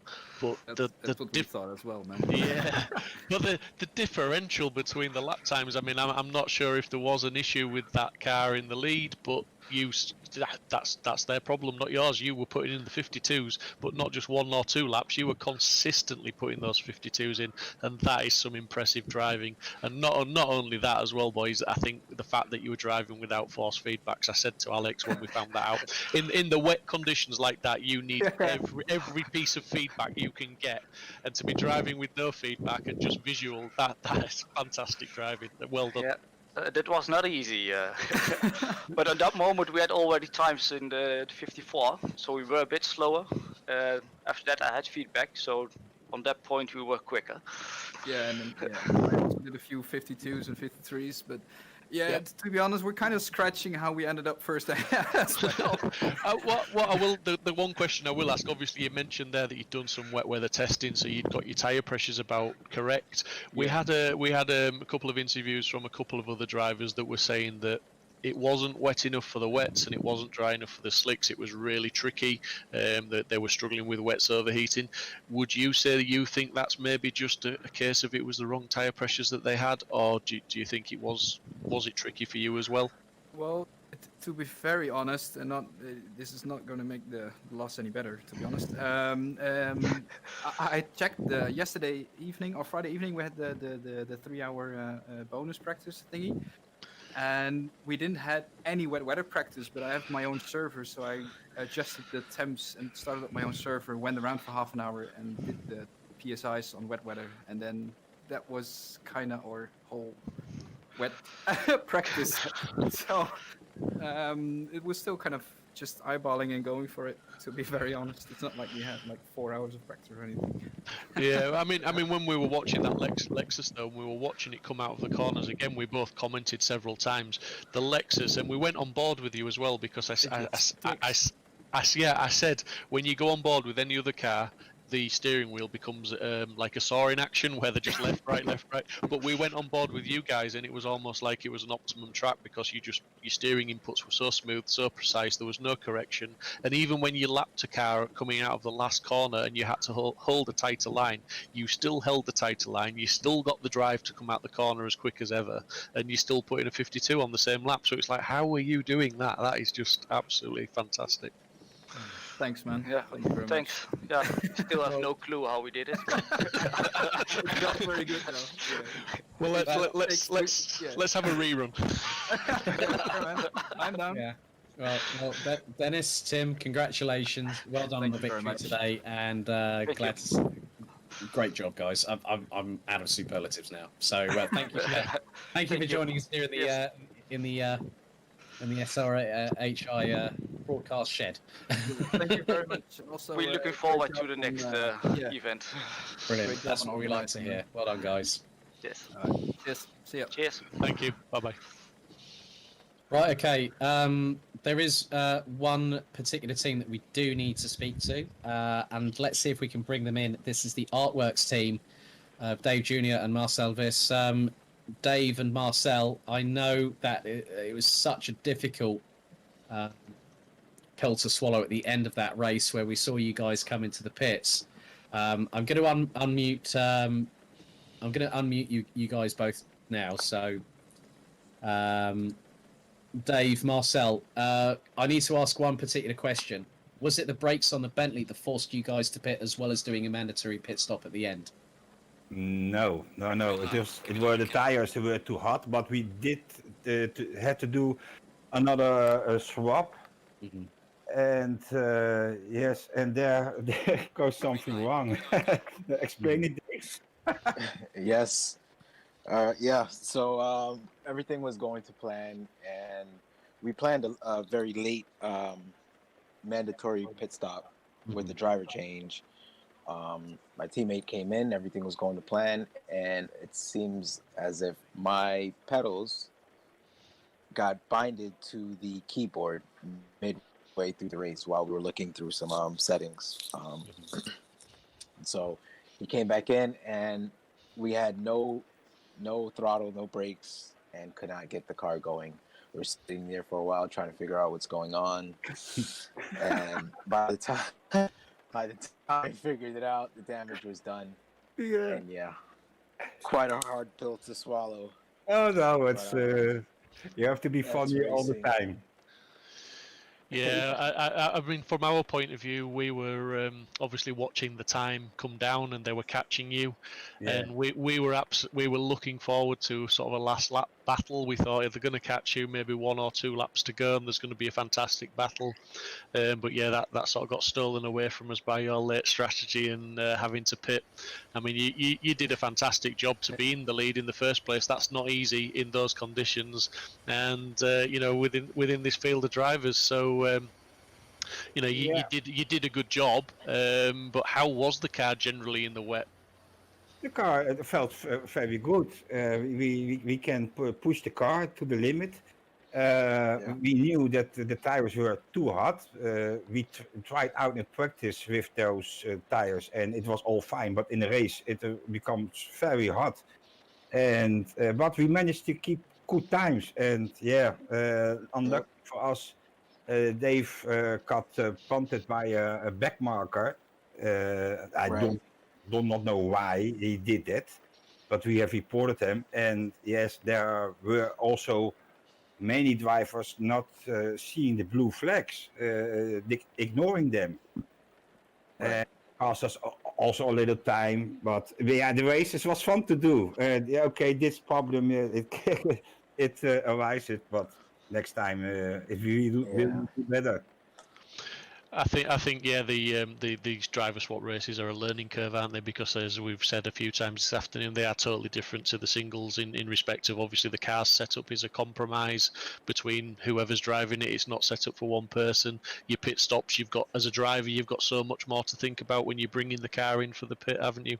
But let's not forget on this server this afternoon, we've probably got quite a few people that don't normally race together as well, and that always makes a difference, doesn't it? Because if you don't know the people you're racing with, sometimes it's you have to give them a bit more room or whatever. But I think generally the racing from our point of view, it looked very good. But was it just the blue flags you were really having issues, apart from that one car that caused a collision with you?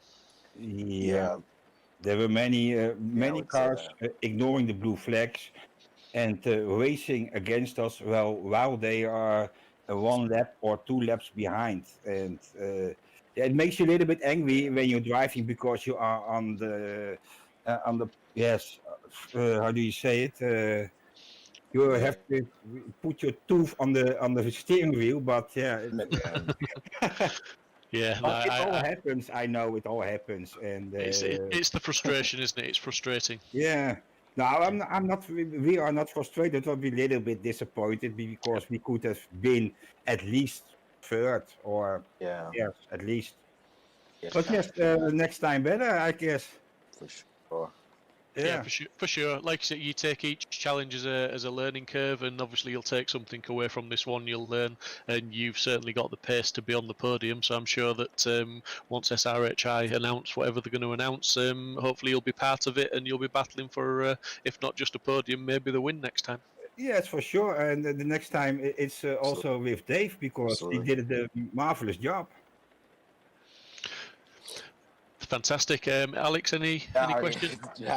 No, that's it really. Marcel, Dave, thank you very much for taking part, really, and good to see that you guys were putting the Bentley at the front of the field with such great consistency as well. So well done, guys.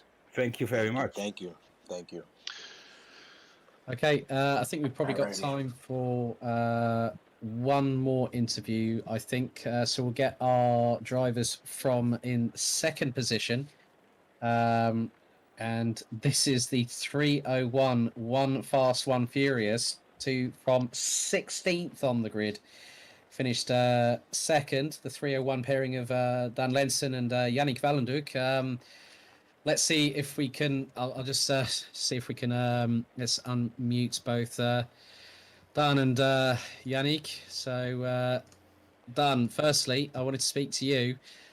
Congratulations! What a job from you guys to bring the one fast, one furious Bentley back home in second position after starting 16th. Yeah, thanks. To be honest, I really didn't expect to finish so high up. I think top 10 was already before the race was top 10 is nice, but then it all played out in our favor, I think, with the weather and stuff. So great job by Yannick as well. So, Yannick, well done for bringing the car home. Obviously, it was quite interesting to see how quick that Lexus was, because we had Tim Dennis absolutely charging, and they closed up on you guys, and then went after Marcel and Dave, and it was just sort of like a case of it was. Look in the mirrors, wait for see if they're going to get past, and then they get past, and you just think, well, we still got a chance of a podium. So it's about bringing that car home, wasn't it? Yeah, for sure. Actually, I think we would have been safe, but unfortunately, I made a mistake when they were catching us. When they were 20 seconds behind, and lost about 15 seconds of that lead. So it could have been more of a fight for the lead, maybe in the end.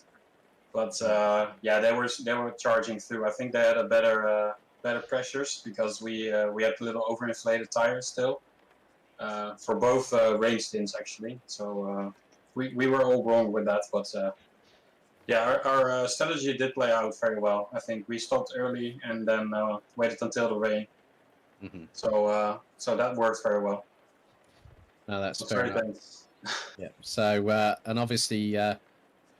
Guys, just really one final thing, because obviously we all want to have a little bit of a break this afternoon, I think, after what's been an interesting 3 hours. But Do you think that had the rain factored in a little bit earlier in the race, could that have maybe made a little bit of a different strategy and still enabled you to go for that victory? Maybe. I think we couldn't have done any better actually, except for the tire pressures. I think if the tire pressures had been correct in the first wet weather tires and then the second one as well, we would have been about 20 to 30 seconds further up ahead. So we would have won then in that case, I think. So that's really only it. I think because we stopped early to prepare for the rain, I think we did that perfectly. There was nothing more that could have been done in that perspective. Well, done, Yannick from One Fast, One Furious. Congratulations as finishing as our runner-ups here at the SRHI 3 Hours of Hungaroring. Well done, guys. Thank you, and thank you for your commentary. Thank you, gents. Well done. Thank you. So that really rounds up things here on Sim Racing Hub International for the 3 Hours of Hungaroring. Steve Bradley, your final thoughts after what's been a dynamic, interesting, drama-filled, action-packed, overtaking bonanza here at the Hungaroring. When's round 2? I want to come back. So that's about it, mate. Yeah, hopefully we've done a good enough job to get invited back to do the same again for these chaps. Really enjoyed it. Very well, organised event. The racing's been good. Yeah, fantastic community, and glad to be part of it. Thank you. Indeed. Likewise here. So on behalf of myself, Alex Goldschmidt, and Steve Proudy, your commentators for the Simply Racing Hub International 3 Hours of the Hungaroring, thank you ever so much for watching. And stay tuned for what SRHI announces very, very shortly. And on behalf of everyone from the community, it's a very good weekend from us.